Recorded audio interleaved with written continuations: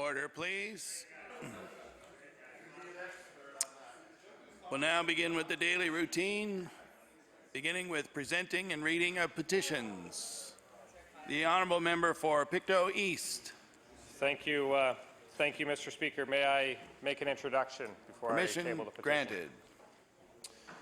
Thank you, Mr. Speaker. Seated in the gallery this morning, we have Donna Luger, Brenda Sterling-Goodwin, Paula Eisner. They're all here. They're all advocates for people suffering with Lyme disease, and I ask the members to give them a warm round of applause this morning. Thank you.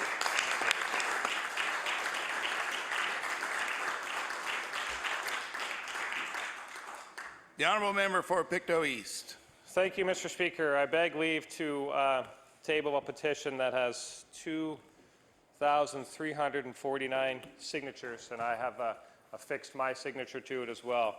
And the operative clause of this petition reads, we ask that the government provide Nova Scotians access to doctors trained to clinically diagnose all stages of Lyme disease, which is recommended by Health Canada, rather than relying on the ELISA test, to protect doctors that clinically diagnose and treat patients until they are symptom-free from prosecution by the College of Physicians and Surgeons, to request that the Minister of Health meet immediately and at least once annually thereafter with Lyme patient advocates, for these people are the eyes and ears regarding Lyme disease in Nova Scotia, to undertake a year-round awareness campaign such that all Nova Scotians become knowledgeable about ticks, their locations, and what diseases, infections they can carry, and how to prevent being bitten, how to properly remove them, and how to landscape to prevent them, and to ensure that an active tick surveillance program is being undertaken as per the Tick-Borne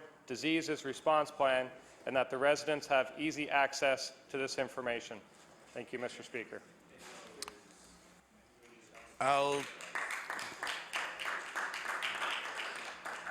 accept that petition under advisement pending the validity of the prayer contained therein. It's quite lengthy, so I'll have to take a look at it.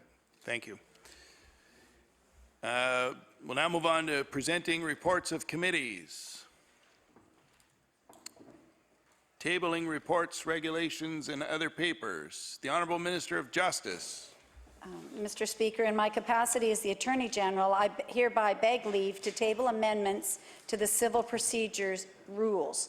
The revisions were made in accordance with the Judicature Act by a majority of the judges of the Nova Scotia Supreme Court on May 28, 2015 and June 26, 2015. The report is tabled.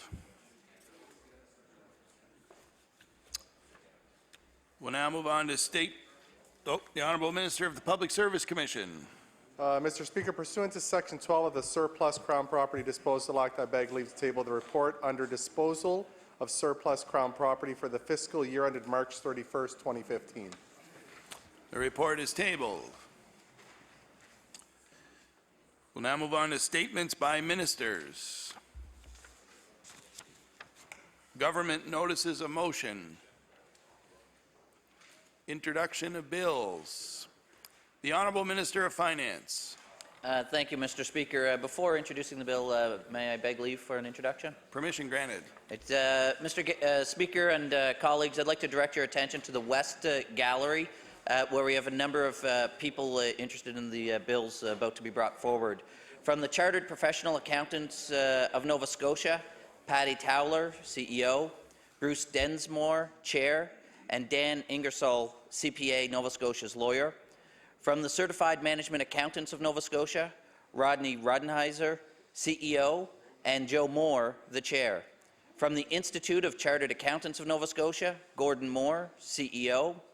From the Certified General Accountants of Nova Scotia, Stana Kolvik, CEO, Don Connor, Director of Professional Services, Deborah Bauer-Pinto, First Vice Chair of the CGA Nova Scotia Board, and from the Public Accountants Board of Nova Scotia, Lachlan McKenzie and Richard Morris. If those guests could, they're already standing, great. If we give them a warm welcome.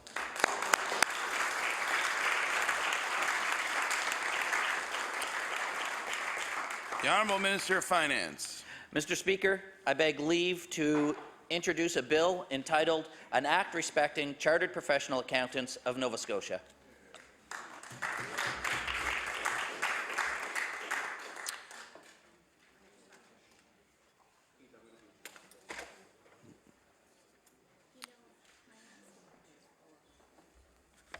The Honourable Minister of Finance begs leave to introduce a bill entitled An Act Respecting Chartered Professional Accountants of Nova Scotia.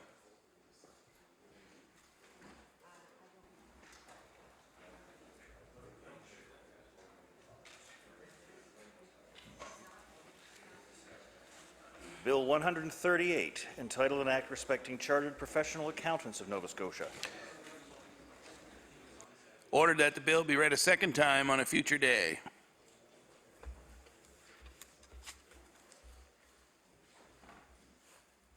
The Honourable Minister of Municipal Affairs. Thank you very much, Mr. Speaker. I beg leave to introduce a bill entitled An Act to Amend Chapter 300 of the Revised Statutes 1989, the Municipal Elections Act.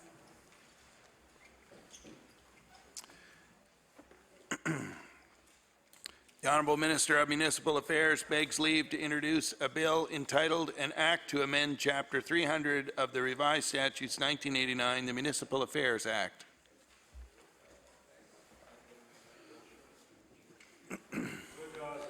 Bill number 139, entitled An Act to Amend Chapter 300 of the Revised Statutes 1989, the Municipal Elections Act. The Honourable Minister of Finance. Thank you, Mr. Speaker. I beg leave to introduce a bill entitled An Act to Amend Chapter 369 of the Revised Statutes 1989, the Public Accountants Act.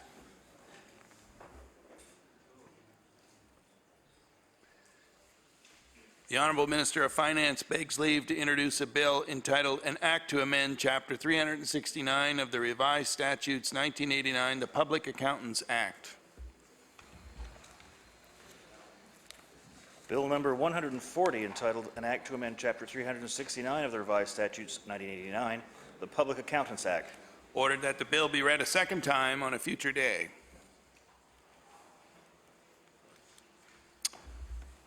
Barring no more bills, we'll move on to notices of motion. Statements by members. The Honourable Member for Cape Breton, Richmond. Speaker, George McPhee, a resident of Louisdale in Richmond County, served proudly for 26 years in the Canadian military. Since that time, he has spent 22 years working diligently for Royal Canadian Legion, including playing a leading role in major renovations at Royal Canadian Legion Branch 47, St. Peter's. George was recognized for everything he does as a recipient of the 2015 Minister of Veterans Affairs Commendation at a ceremony on July 17th in Halifax. Citing the camaraderie at the branch as a reason he continues to stay active and involved, George's list of volunteer activities is long and impressive. He was key in the efforts to erect the cenotaph in Louisdale. He led a 3-year renovation at the branch's Legion Hall in Grand Anse. George also donates his time to the Louisdale Lions Club's Meals on Wheels program and provides transportation and company to veterans for their medical appointments. Mr. Speaker, please join me in congratulating George McPhee on receiving the 2015 Minister of Veterans Affairs Commendation. The Honourable Member for Pictou East. Thank you, Mr. Speaker. Mr. Speaker, the number of cases of Lyme disease in Nova Scotia is rising, and the number of disease-carrying ticks in our province is steadily climbing. A committed group of Lyme disease advocates, their families, friends, and supporters work tirelessly to raise awareness about the disease and work toward better diagnosis and treatment. Many work tirelessly even though the disease often makes it difficult for them to do so. So today I ask that all MLAs in this House salute the work of these volunteers, a handful of which are with us here today, who do so much to raise the profile of Lyme disease in our province. Thank you, Mr. Speaker.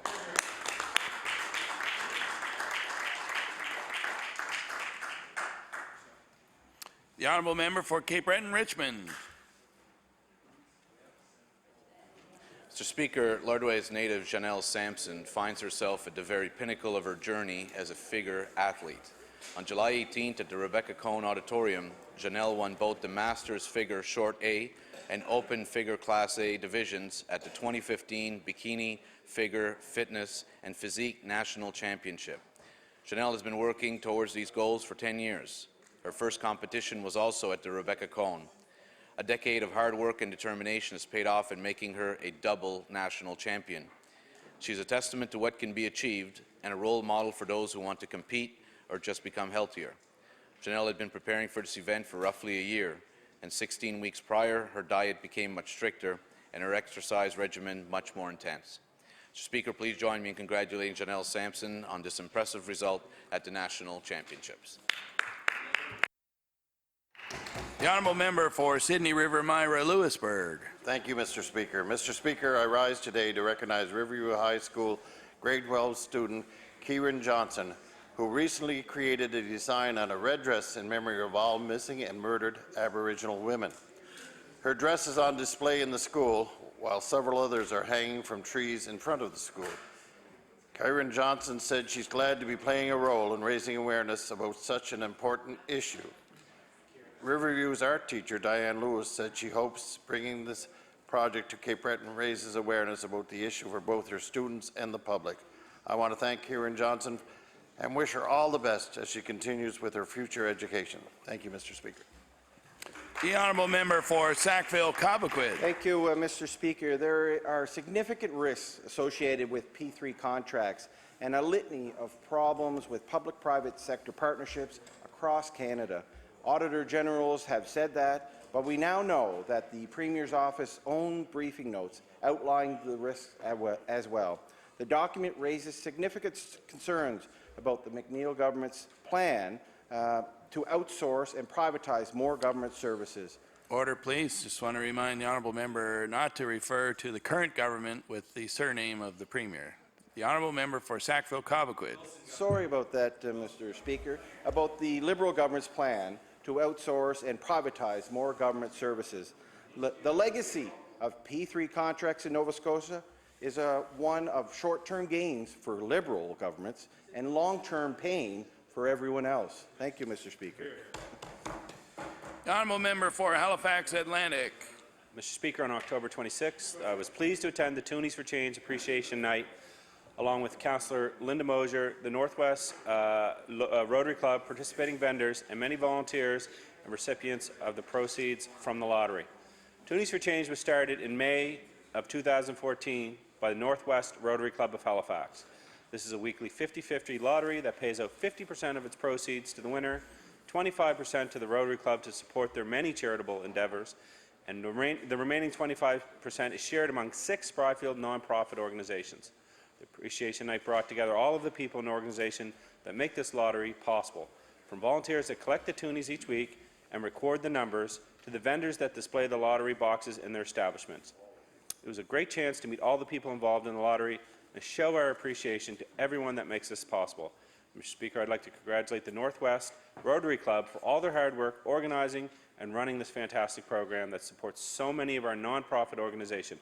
I wish them continued success with the Toonies for Change lottery. Thank you, Mr. Speaker. The honourable member for Northside Westmount. Mr. Speaker, I rise today to recognize the organizers and fans of the May-Cabuc Green and Gold High School Hockey Tournament that takes place yearly in North Sydney. Mr. Speaker, May-Cabuc was an avid hockey fan who could be seen at the rink regularly watching her sons and her grandsons play hockey, and Memorial High School decided to name this tournament after her. 8 teams that competed this year provided an excellent exhibition of classic hockey, with the Riverview Redmen defeating the J.L. Ilsley Judges of Halifax in the championship game with a 3-2 overtime after 2 overtime periods and a shootout. It's a true honour to have this opportunity to thank all players for providing a weekend of top-notch hockey. Thank you, Mr. Speaker. The honourable member for Queens Shelburne.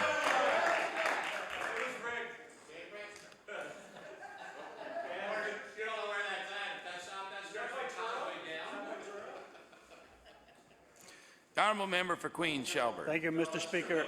Mr. Speaker, the Minister of Health came to the town of Shelburne to announce a plan to address the closures at Roseway Hospital earlier this fall. Mr. Speaker, the Minister's so-called plan has lasted only 11 days, with Roseway Hospital scheduled to be closed tonight at 6 p.m.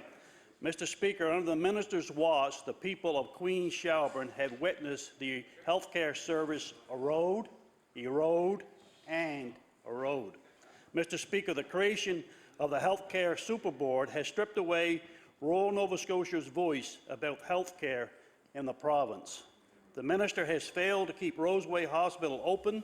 The minister has misled this community as they prepare for another closure tonight. The honourable member for Hants East. Good morning, Mr. Speaker. Gracie Brennan is a 9-year-old girl from Lance, Nova Scotia, who loves to swim, bike, and dance. She also really loves animals and has 2 guinea pigs, a fish, and a dog. Gracie had started collecting money to donate to the SPCA, but when she went on a class field trip to the wildlife sanctuary Hope for Wildlife in Seaforth, Gracie loved the wild animals and really liked what the sanctuary was doing to help them get better and possibly return to the wild. Gracie decided to give the money that she had raised to Hope for Wildlife. But Gracie didn't stop there. She raised more money by cashing in her family's refundable recyclables, selling cupcakes at a family yard sale, and collected donations from others who appreciated her example. Gracie was thrilled to have her picture taken with Hope Swinimer, founder of Hope for Wildlife, when she presented Hope with the $205 she raised. Gracie decided that when she grows up, she also wants to help animals. Mr. Speaker, I'd like to commend Gracie for her efforts. Seeing young people like Gracie do what they can should inspire all of us to do more. Thank you, Mr. Speaker. The honourable member for Argyle-Barrington. Mr. Speaker, on Remembrance Day 2015, I was very honored to have the privilege of presenting the Knight of the National Order of the Légion d'Honneur to Lance Corporal Donald Crowell of Clyde River. Donald enlisted in 1942 and was shipped overseas in 1943. He saw active duty in Belgium, Holland, Germany, and France. And during the invasion of Normandy, Donald was one of the first to reach the shores. France will never forget the act of bravery by Canadian soldiers during the Normandy landings to help restore their freedom. This only strengthens the relationship that exists between Canada and France. Mr. Speaker, we are all very proud of Don, and we join with the people of France in thanking him for risking his life for the cause of peace and freedom. The honourable member for Dartmouth South. Mr. Speaker, providing a nurturing and safe environment for individuals with developmental disabilities living in residential facilities across Nova Scotia remains a challenge for the Department of Community Services.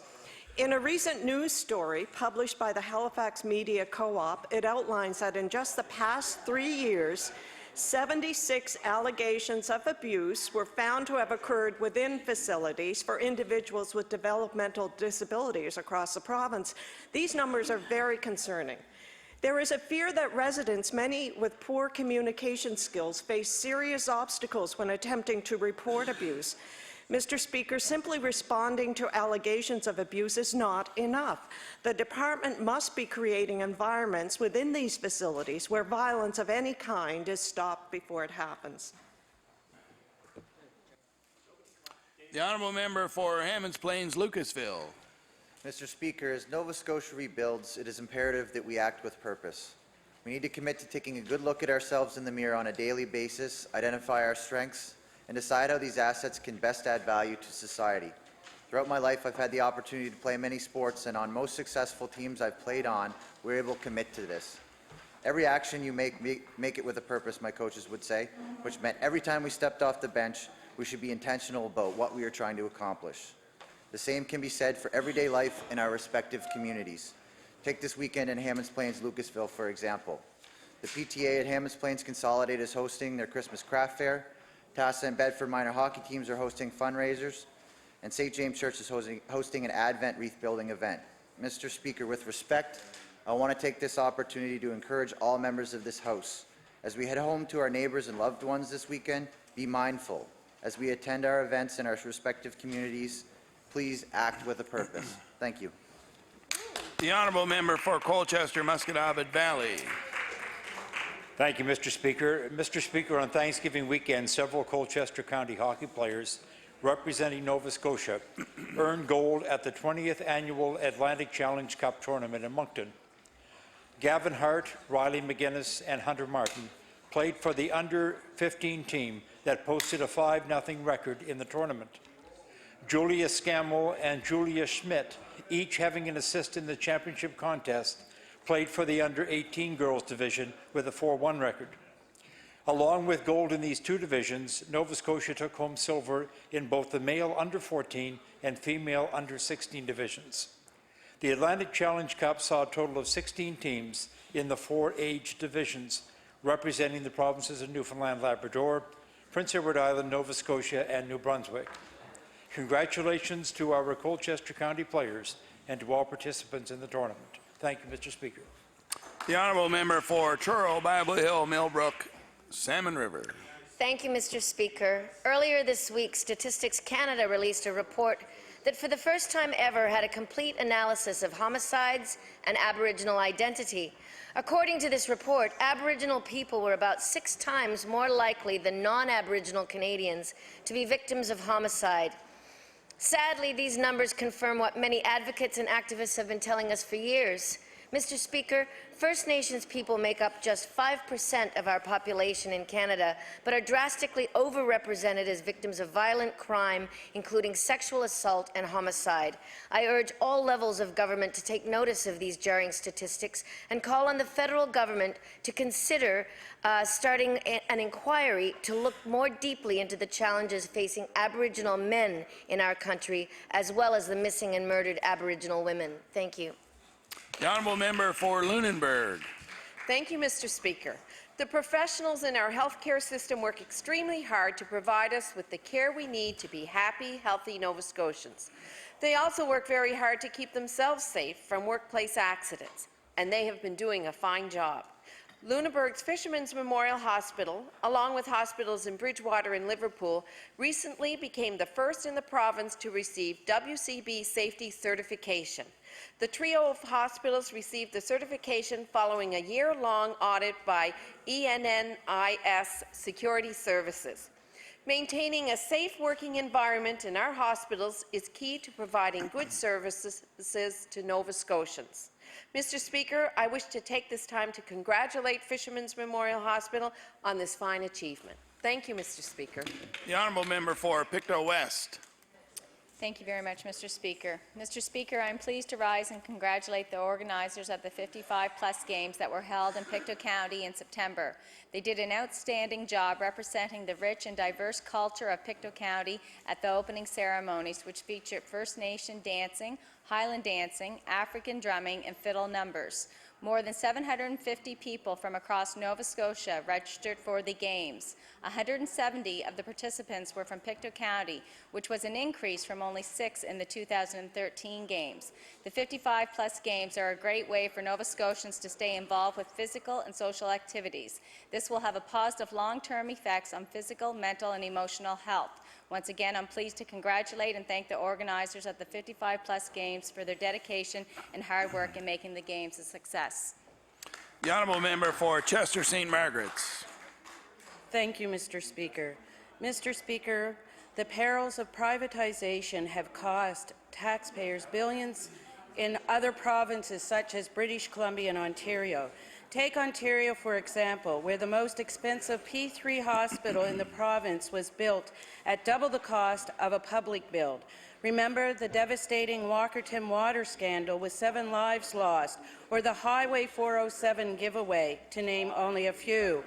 Corporations love privatization because it makes them buckets of money off the backs of hard-working taxpayers. Governments privatize to sell future revenue to business enterprises for a quick cash grab today, simply to fulfill campaign promises and to balance their books for the next election.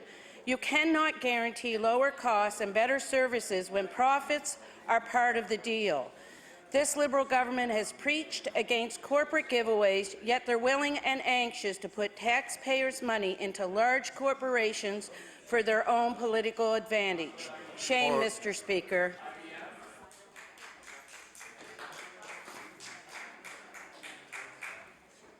The honourable member for Victoria the Lakes. Thank you, Mr. Speaker. Mr. Speaker, I rise today to congratulate Madison Campbell of Bedeque on her recent success at the Antigonish Highland Games. Madison is a student at Bedeque Academy and a multi-talented athlete who won gold in both the high jump and 4x100 relay competition, silver in shot put and 200-meter hurdles, and bronze in discus. With her fantastic performance, Madison was also selected to represent Nova Scotia at the National Championships in Quebec.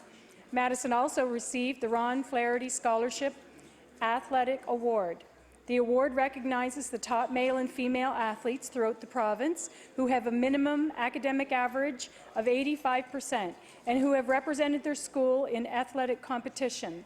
Mr. Speaker, I'd like to congratulate Madison and wish her plenty of success in the future. Thank you.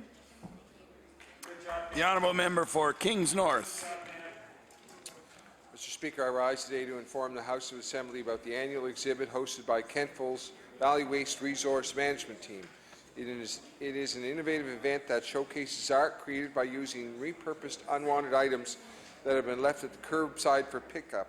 Mr. Speaker, I congratulate Kings North Centerville resident Jeanette McDuff on her double win for the People's Choice Award and in the most original category with her entry of a colored glass window using old window frames, a grinder, and colored pieces of glass she found at Valley Waste Reuse Center. Jeanette created her inspirational piece depicting houses of Fox Island belonging to her distant relatives. Thanks go to Valley Waste Resource Management Team for its effort to promote new and environmentally friendly ways of reducing waste for Kings North and the Valley. Thank you, Mr. Speaker. The honourable member for Queens Shelburne. Thank you, Mr. Speaker. Mr. Speaker, last session, this member from Queens Shelburne requested no less than 2 votes in this House for the sitting Liberal government to endorse the Doerr-Leahy report in its entirety. Each time the Liberal government voted it down. Instead, Mr. Speaker, the Minister of Fisheries and Agriculture adopted some of what was in the report, while other recommendations fell by the wayside. This approach has not been satisfactory to many who follow the industry. Environmental lawyers have called the new regulations, and I quote, a skeleton that follows the basic approach put forward by Doerr-Leahy, but lacks substance in the key areas of planning, transparency, and effective addressing ministerial discretion, end quote. I encourage the minister to work towards adopting all the recommendations put forward by the Doerr-Leahy report. Thank you. The honourable member for Sackville-Beaverbank.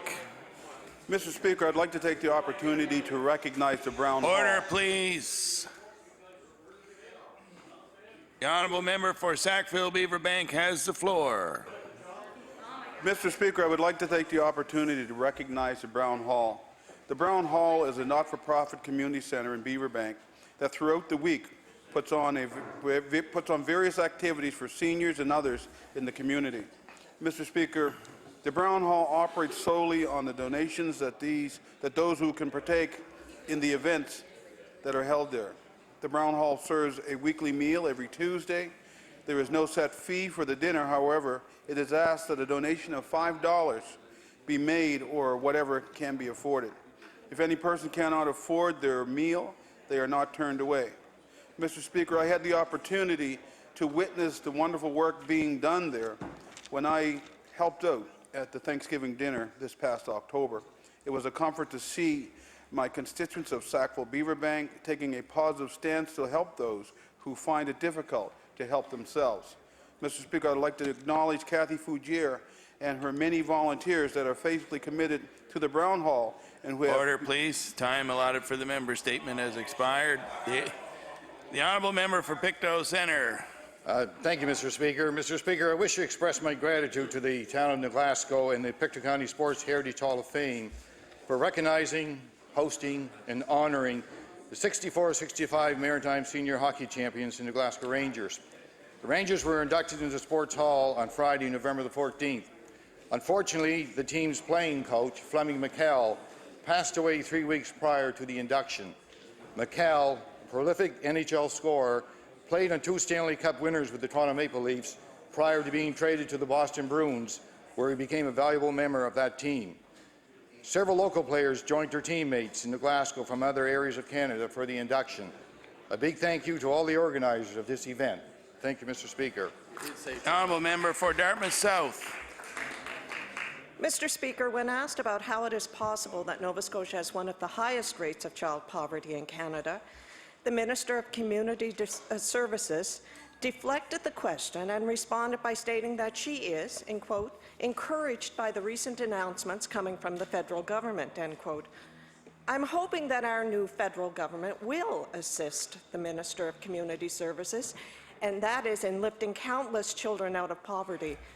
But it's not a federal issue. The Minister of Community Services is primarily responsible to assist Nova Scotians most vulnerable, like the 42.7% of children under 6 in Cape Breton who live in poverty, and not wait for action from another government.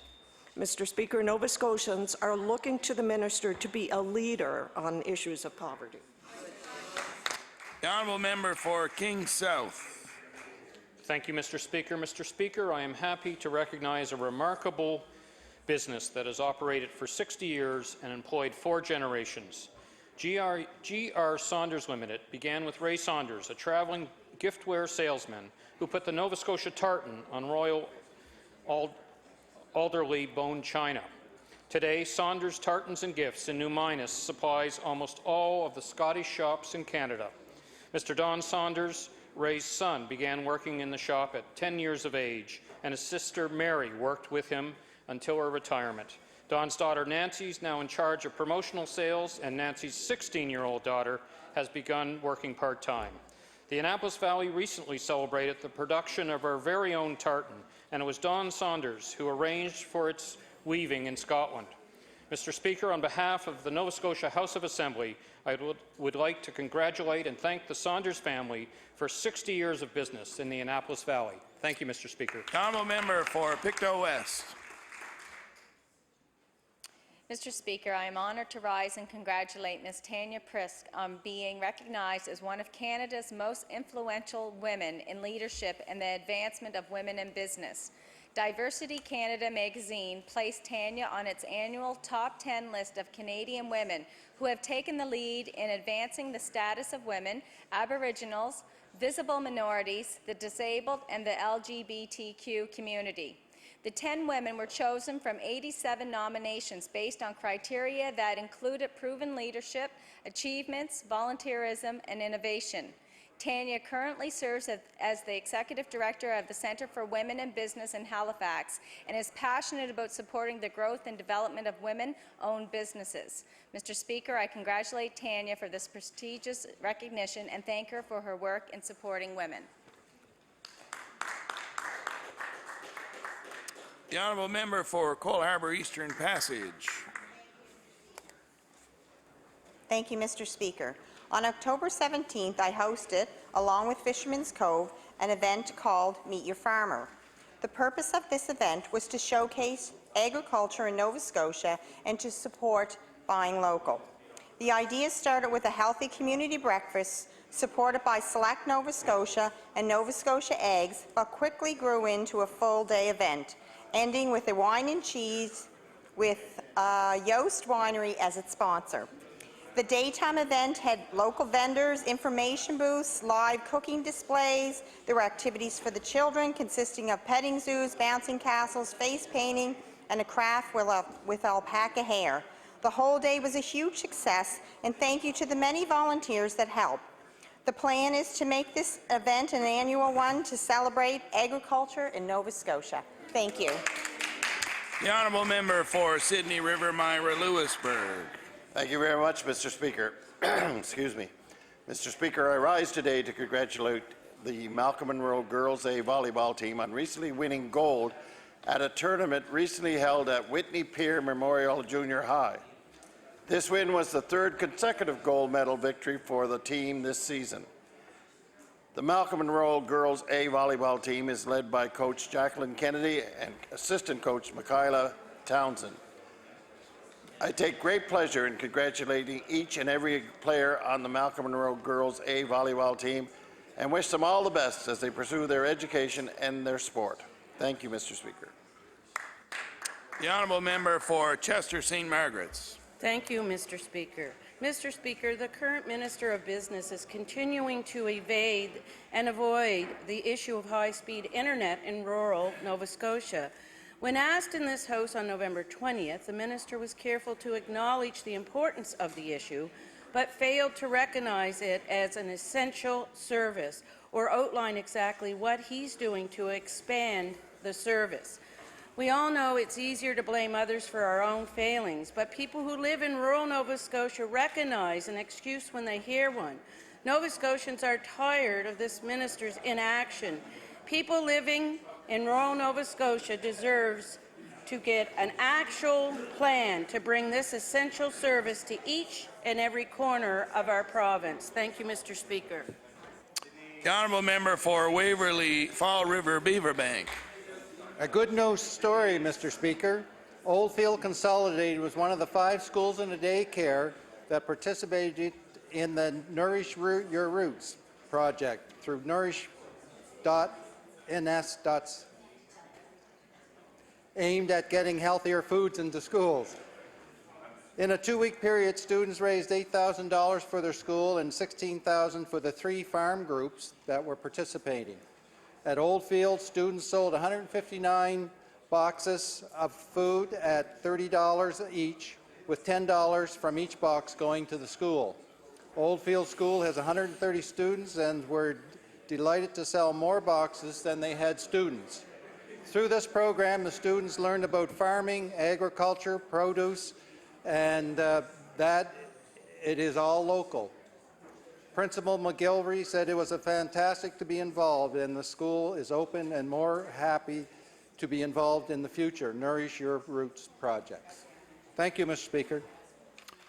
The honourable member for Northside Westmount. Thank you, Mr. Speaker. I rise today to congratulate Andrew Haley of North Sydney on his induction in the Nova Scotia Sport Hall of Fame. Andrew is a 5-time Paralympic medal winner and in 3 separate games. He fought cancer twice before the age of 9. Andrew lost his right leg and his left lung to the disease. He is a true inspiration. It's a true honour to have the opportunity to honour Andrew, who works in sales for the Toronto Blue Jays and is a motivational speaker encouraging youth to overcome obstacles and do everything they desire. Thank you, Mr. Speaker. The honourable member for Clare Digby. Thank you, Mr. Speaker. I would like to recognize the Quay Key Centennial of the town of Digby and their celebration surrounding reaching this milestone. Although only incorporated in 1890, Digby was founded in 1783 with the arrival of Honourable Robert Digby to our shores after the surrender of New York. The people of Digby planned a year-long celebration of reaching this milestone, starting with a New Year's Day levee. The main focus of the celebrations was on June 20th, starting early with the Mason's Breakfast.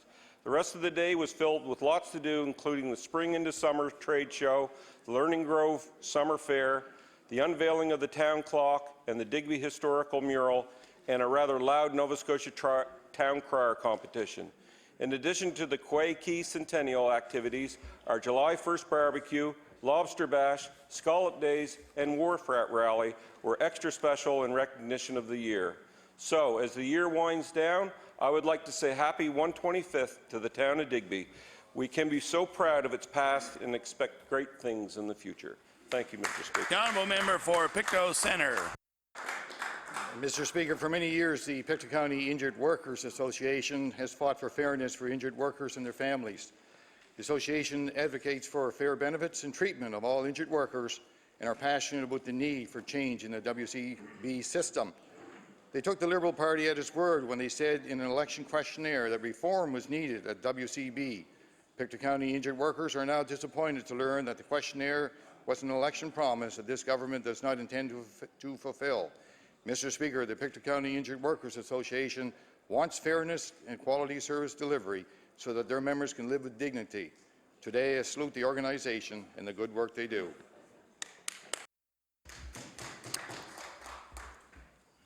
The honourable member for Clayton Park West.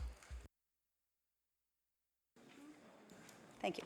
It's my pleasure to rise in the House today to recognize one of our members, Minister Lena Diab, the Minister of Immigration, who was honoured on November 18, 2015 with the Progress Women of Excellence Awards in the category of Management and the Professions. Many of her MLA colleagues attended the gala dinner and joined members of her family, legal colleagues, and Father Pierre Aziz from Our Lady of Lebanon Church in sharing in this important night. Minister Diab was recognized for her significant contribution to her community and her profession.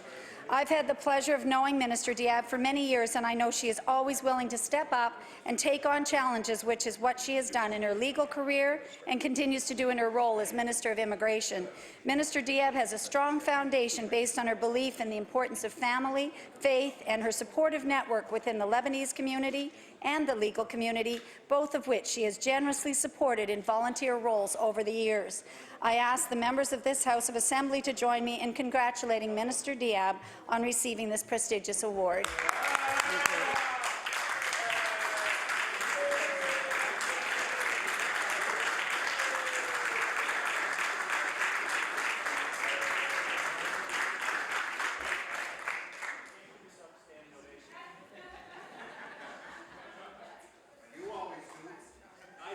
The honourable member for Antigonish. Thank you, Mr. Speaker. Mr. Speaker, victory is sweet, and for Antigonish native Donald Chisholm, after 15 years of racing, it has come. Donald has been racing full-time in the Parts for Trucks Pro Stock Tour since 2000, and in 2015, he's the champion. After a season of racing in about a dozen races and coming out the winner at home in the Lucas Oil 150, Donald and his Celtic Ford Nova Construction team are able to enjoy their success. Mr. Speaker, I would like to congratulate Donald and his team of Car 89 on racing to their first championship, and I hope this is the first of many. Thank you. The honourable member for Pictou East. Thank you, Mr. Speaker. Mr. Speaker, I'm excited to report that the Parkinson's Super Walk, held at Northumberland Regional High School in September, was a great success. They raised over $17,000, and they did this without corporate walks or sponsors. The walk was entirely family and community-based. 72 people took part in the walk, Mr. Speaker, and they were joined by a 16-person marching band. There's often a positive response to marching music by those who suffer from Parkinson's. I want to congratulate Margaret Milne and the Parkinson's Support Group for a job well done. Thank you, Mr. Speaker. The honourable member for Preston Dartmouth. Mr. Speaker, I would like to congratulate Mabel Ash Winfield Grant Sparks of Cherrybrook on the occasion of her 100th birthday on January 31st, 2015. Mabel celebrates this joyous occasion at the historic St. John's Anglican Church Hall, surrounded by friends and family. Mabel is the sixth and youngest child of Elizabeth Beals Grant and James Grant, was born in the community of Cherrybrook. She married Lawrence Sparks, and together they had 4 children, Lillian, Ines, Alan, Lawrence. She lived most of her life in Cherrybrook and sometime in Toronto, Ontario, and Rochester, New York. Mabel is a lifelong member and pillar of the Cherrybrook United Baptist Church. She's the oldest member of the community and the last surviving member of her family. She is a friend to all, and her quiet approach to life is a comfort to many of her friends and acquaintances. She is truly a wonderful person. I congratulate Mabel on her 100th birthday and wish her continued good health in the coming years. The honourable member for Cole Harbour, Portland Valley. Thank you, Mr. Speaker. Mr. Speaker, I rise today to commend the work done by the Cole Harbour Group, Sonia's Cat and Animal Rescue Society, or as they are commonly known as Healing Animal Scars. The group is run by Sonia Higgins. This group has rescued over 700 cats since it was founded in the spring of 2006. The animals rescued are spaded, neutered, tested for medical conditions, and potential adopters are thoroughly screened in order to ensure the animals who have suffered from neglect and abuse are placed in loving homes. Healing Animal Scars is a home run, not-for-profit. I would like to thank them for the important work they do. Mr. Speaker, thank you. The honourable member for Lunenburg West. Thank you, Mr. Speaker. Mr. Speaker, on October the 2nd, I was honoured to attend a plaque dedication at Forest Heights Community School in Chester for Private Richard Green, a young soldier from the Chester area who served as a member of the Princess Patricia's Light Infantry, was killed while serving in Afghanistan in 2012 at the age of 21. The entire student population of Forest Heights Community School as well as Private Green's family and community members, were on hand to take part in the unveiling of a plaque placed on school grounds in his honour. It's important for us to continue to honour our nation's servicemen and women, to teach our nation's youth of the sacrifices of some to benefit many, and ensure that the memory of our fallen are never forgotten. Thank you, Mr. Speaker. The member for Fairview Clayton Park. Mr. Speaker, on August 7th, the member from Annapolis and myself were invited on a tour of the Caritas Mother House situated on the breathtaking Mount St. Vincent University campus. After our tour, we had the pleasure of sitting down for delicious tea and sweets with the Sisters of Charity and the Victoria Hall residents of Caritas, where we had the opportunity to discuss everything from local politics to the aptly predicted success of the Toronto Blue Jays. Through you, Mr. Speaker, I would like to especially thank Susan Brimble, the Recreation Coordinator, and her team at the Caritas residence for organizing and hosting this special day. Although the building may be relatively new, walking through the doors and into that safe and welcoming space always has the comfort and feel of home to me, and I'm so thankful to have them in my community. The honourable member for Timberley Prospect. Okay. Mr. Speaker, I rise today to congratulate the Reverend Lisa Vaughan on her new position as the Parish Vitality Coordinator for the Diocese of Nova Scotia and Prince Edward Island. Pastor Lisa has served as the rector of the parish of St. Timothy's, Hatchet Lake, and St. Paul's, Terrence Bay since 2003. For the past 12 years, Pastor Lisa has encouraged and supported countless individuals and groups to step up into positions of leadership within the church, which offers programs and services for everyone.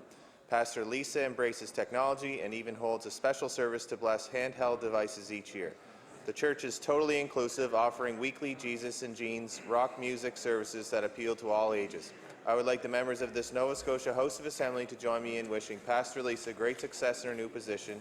I cannot think of anyone better suited to being called Vitality Coordinator than her. Thank you, Mr. Speaker. The honourable member for Dartmouth North. Thank you, Mr. Speaker. I had the pleasure this week to tour the McPhee Centre for Creative Learning in Dartmouth South. This innovative and inspiring centre is a creative hub for connecting youth between the ages of 12 to 19 to the arts by harnessing their passion, their talent, and their purpose. 2 resident artists from NASCAD, volunteer drummers, graphic artists, videographers, and others offer their talent and time to inspire young people to learn, create, and engage. The addition of a new kitchen will further enhance creativity through culinary endeavors. The centre will provide creative learning workshops, classes, camps, and projects to over 600 kids from the Dartmouth area. Please join me in congratulating the staff and board of McPhee Centre for Creative Learning in their unique approach to learning for today's youth. It is my hope that the member of Dartmouth South tours this facility and the other great organizations in her riding and takes the opportunity in this House to celebrate the work of the people in her riding. The honourable member for Halifax Atlantic. Mr. Speaker, on July 10, 2014, this government announced $411,000 in recreational facility development grants. These grants are to help Nova Scotians lead healthy, active lifestyles. As the great Alan Rose said that day, it's important to invest in sports and recreation facilities so Nova Scotians can lead healthy lifestyles.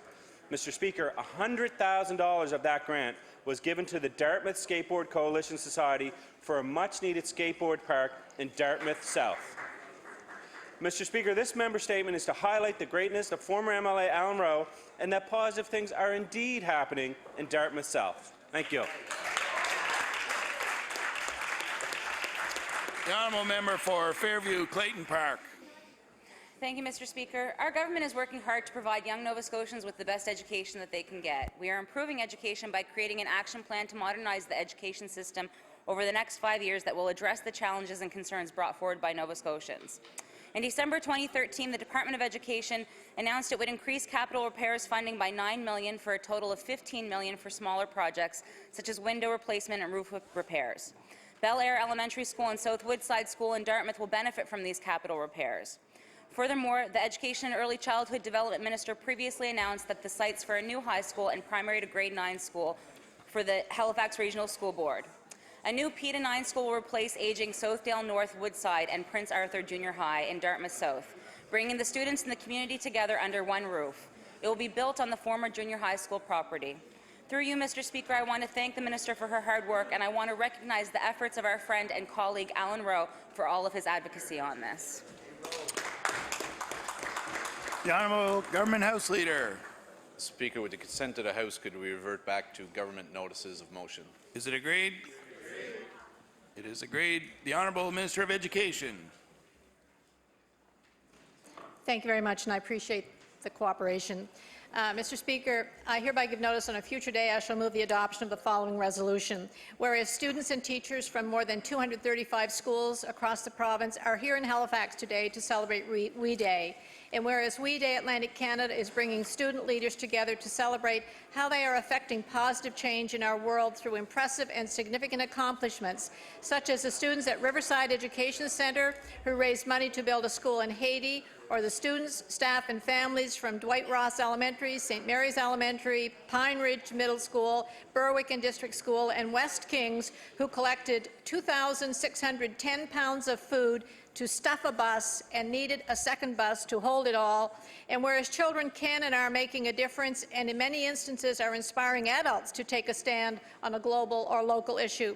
Therefore, be it resolved, all members of this legislature join the We Day celebrations, not only today but year-round, and inspire young leaders in their communities to create change in our local and global communities. Mr. Speaker, I request waiver of notice, passage without debate. There's been a request for waiver. Is it agreed? It is agreed. With all those in favour of the motion, please say aye. Aye. Contrary-minded, nay. Motion is carried. Just before we move into question period, I have a ruling on the petition presented earlier by the member for Pictou East. I've had it reviewed by the Clerk of the House, and the second clause of the petition requests the government to protect doctors from prosecution by the Nova Scotia College of Physicians and Surgeons. O'Brien and Bosk states on page 1167 that matters that properly belong before a tribunal may not be made the subject of a petition to the House. Over the years, the House has chosen to delegate certain matters to administrative and regulatory bodies. The College of Physicians and Surgeons falls within the type of bodies referred to in O'Brien and Bosk, and I do not believe this petition is acceptable on that ground, and I instruct that it not be tabled and that a page return it to the honourable member. The honourable member for Pictou East. Thank you, Mr. Speaker, and I certainly respect your ruling, but I would just like to say that it's a shame that the voices of 2,349 people couldn't be heard in this House, and I would say that we should work together to try and find a way so that voices are heard in this House when they need to be. But I thank you for your ruling this morning. We'll now take a 40-second recess until the start of question period.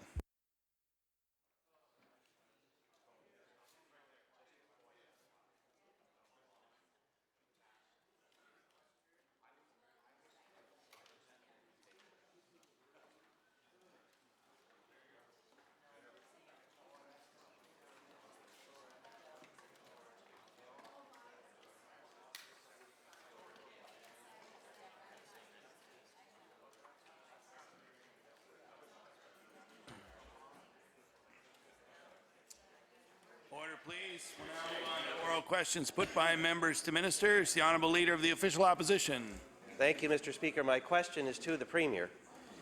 Mr. Speaker, over the summer we all learned of a New Glasgow woman who was desperate to get her son the mental health services that he needed. Unfortunately, he wasn't able to access services, and he was advised by this woman, by the police, and I'll quote from her story, she was told by a police officer that maybe the only way to get her son the medical treatment he needed was to have him arrested, because then he would be in the court system and sent to Dartmouth for a 30-day mental health assessment. Mr. Speaker, this is one story of many that are becoming all too familiar to Nova Scotians. I'd like to ask the Premier if he believes this is acceptable in the province of Nova Scotia. The Honourable Premier. Mr. Speaker, I don't believe any Nova Scotian would believe that it's acceptable that the only way that young people in this province can receive the medical care they require is to become part of the justice system It's why we continue to try to invest in adolescents' mental health. It's why we've been investing in our education system for early identification of onset of mental health issues early in a young person's life. We know as a government, I think all Nova Scotians know, we need to continue to do more to provide the supports to families that, like the honourable member just mentioned here. I want to tell him as well, I raised it when I was in Ottawa with the Prime Minister, that I believe this is an opportunity for us as a nation to put together an aggressive approach to adolescent mental health to ensure that not only young Nova Scotians, young Canadians receive the support they need as quickly as possible, Mr. Speaker. The Honourable Leader of the Official Opposition. Thank you, Mr. Speaker, and I am pleased to hear that the Premier raised adolescent mental health during his meetings in Ottawa earlier this week, because this story, Mr. Speaker, and so many like it, we hear more and more of them every day, and I completely agree we need to do more for families like this mother and her young son, as in fact, Mr. Speaker, sadly, he did end up getting arrested on an assault charge, and now that mother says that he might end up with a criminal record. Well, I'm sure everyone in this House agrees we do not want to see young people with mental illness deserving of treatment to end up with a criminal record so needlessly, Mr. Speaker. So I will ask the Premier if he will now agree to overhaul the mental health delivery system by calling a public inquiry. The Honourable Premier. Mr. Speaker, I want to thank the honourable member for the question. This is an issue that is affecting really all of our families and all of our communities across the province. I want to thank the healthcare workers across the province who are providing that support. I want to thank the work that's happening in our public education system for early identification, continue to work to put in place the proper supports that young Nova Scotians, that families who are challenged with these challenges for getting the support they require. And with the multi-departmental approach this government is taking, we will continue to work with families across this province to ensure those supports continue to be improved. The Honourable Leader of the Official Opposition. Thank you, Mr. Speaker. Mr. Speaker, this is one story, but it's a great example of where statistics and real life come together. We know that 200,000 Nova Scotians will face a mental illness at some point in their lives. In a province of our size, that is every family that will be affected. There are good things happening in our system. There are lots of professionals and volunteers that are working very hard. But even they tell us, Mr. Speaker, that the resources are not there, that there are cracks in the system, and that the system itself is in crisis and needs an overhaul. I've asked the Premier several times to add to the work that's being done by calling a full public inquiry. Will he reconsider his decision and report to this House that he will add a public inquiry to the efforts that he's listed that are already going on? The Honourable Premier. Mr. Speaker, I want to thank the honourable member for his question. I want to thank the Minister of Health for the work that he's doing in this department. I want to thank the staff in the Department of Health who continue to work, Mr. Speaker, with our healthcare providers, with community organizations, to continue to build on the supports that are in this province. They continue to reach out to identify the cracks that the honourable member is referring to, and look for ways with support out in the community that they can help ensure that when any family in this province requires the support of mental health services for their children, that they not only receive that, Mr. Speaker, but that the entire family unit receives the support that is required to help them over that period of time, so that that young person then can go on and lead a full, active life. The Honourable Acting Leader of the New Democratic Party. Thank you, Mr. Speaker. Mr. Speaker, last week the Premier stood on the floor of the House and praised the Minister of Labour and Advanced Education for removing the cap off university tuitions in our province. Then the Premier seemed to get angry when members on this side of the House pointed out just how high tuitions had spiked this past year. And maybe he should be angry, Mr. Speaker. Tuition fees in Nova Scotia are the third highest in Canada, and universities are signaling they expect the Premier and his minister to allow the MOU to raise costs for students even higher. So my question for the Premier is why is he allowing university tuitions to spiral out of control? The Honourable Premier. Mr. Speaker, I want to thank the honourable member for the question. I want to thank not only our sons and daughters, but those tens of thousands of global citizens who come to this province every year to go to post-secondary institutions, Mr. Speaker. They recognize the quality of our institutions here. They recognize the top-notch education they're going to receive, Mr. Speaker. We're continuing to find ways that those young people get an opportunity to stay here, continue to build the economy of Nova Scotia. And we're looking at ways, Mr. Speaker, to ensure that not only are these institutions that are spread out across our province, they're providing that quality education, but they become economic drivers in the communities that they reside in. The Honourable Acting Leader of the New Democratic Party. Mr. Speaker, as people come to our universities, our own young people can't afford to get into those universities, Mr. Speaker. This government is struggling to contain the fallout from its short-sighted decisions over the past 2 years, and yesterday about 100 students forced the Board of Governors at NASCAD to delay further tuition hikes after the school had already experienced a 9% increase in tuition this year. Mr. Speaker, we know Cape Breton University is threatening layoffs, even after the Premier allowed a 21% increase in their tuition. So, Mr. Speaker, when will this Premier take real steps to control ballooning tuition hikes in Nova Scotia's universities? The Honourable Premier. Mr. Speaker, I want to thank again the honourable member for the question. I again want to remind her these institutions not only attract 20,000 people globally, our sons and daughters get an opportunity, Mr. Speaker, to the top quality education in this province. I want to again thank all those Nova Scotians who see the optimism in this province and not the pessimism that comes from the opposition, Mr. Speaker. I want to thank them for continuing to believe in this province and continuing to want to be here to work, get educated, Mr. Speaker, in this province. And they have a government that is going to continue to work with them to provide low-income Nova Scotians an opportunity to attend not only university but community college, ensuring that those that, Mr. Speaker, in the loan forgiveness, Mr. Speaker, ensuring, Mr. Speaker, that we do not charge interest on student loans that are provided to Nova Scotian students, Mr. Speaker. Those are all positive things going forward, and we'll do our part to work with young Nova Scotians to ensure that they get the quality education, Mr. Speaker, that they so deserve. The Honourable Acting Leader of the New Democratic Party. Well, there's a reason to be pessimistic, Mr. Speaker. The Ivany Commission could not have made it more clear that there's an urgent need for action. We have declining population. And this government, may I remind the Premier, cancelled the graduate retention rebate, $50 million out of the pockets of young graduates without reinvesting hardly any of that back into the university system. So, Mr. Speaker, I want to ask the Premier, why has he not reinvested the $50 million they took from young graduates to take the burden off the growing costs of university tuition?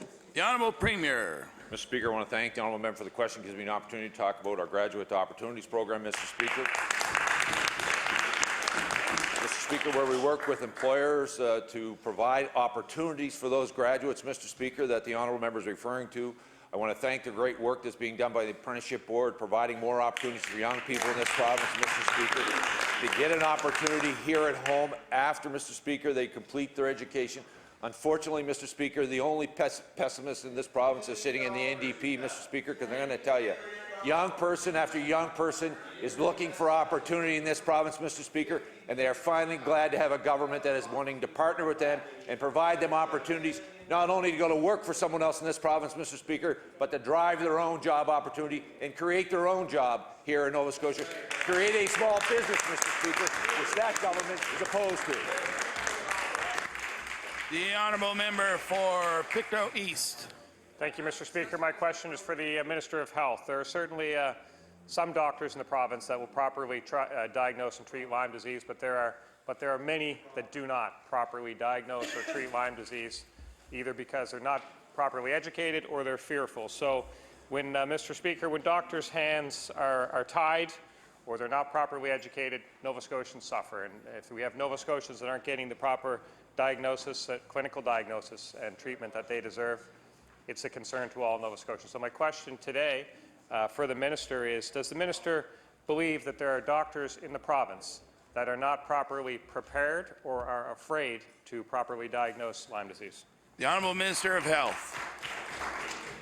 Thank you, Mr. Speaker. What I can tell the member opposite is that we now have a very large contingent of doctors who have been trained to identify in early stage, also in late and post-treatment follow-up across Nova Scotia. When I compare to 10 years ago, we have moved the yardsticks remarkably forward. Doctors Nova Scotia, Dal Medical School continue to do professional development for doctors around Lyme disease.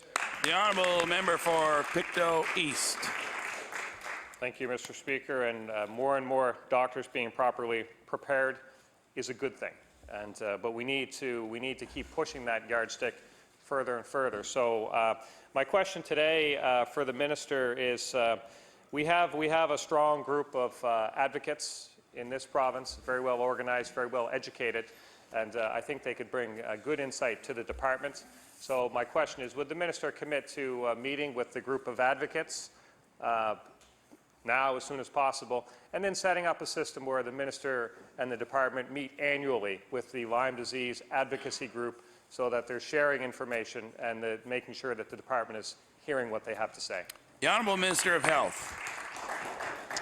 Thank you very much, Mr. Speaker. And I have met with a number of people who are in the advocacy group to improve service and diagnostic work right across that whole continuum. There are many aspects. Surveillance must continue, obviously, to be done well. I have met and I will continue to meet with people from this group. I'm very sensitive to this issue. One of my first cases when I became an MLA was a little boy from my community who had Lyme disease, and I've tracked him over my time in office, and many Nova Scotians have become much more aware of Lyme disease, and we all know that the best place for all of us to do work is around prevention and make sure that we do our observation for ticks when our children, family members are outside. The Honourable Acting Leader of the New Democratic Party. Thank you, Mr. Speaker. Mr. Speaker, the upcoming Paris Summit on climate change hopes to build on the momentum already underway. Leaders from here in Canada and around the world will have a chance to exchange ideas and discuss the challenges that lie ahead. On October the 23rd, CTV reported that during a teleconference call, Canada's premiers agreed that everyone not facing an election campaign would attend the Paris Summit with the Prime Minister, and I'll table that, Mr. Speaker.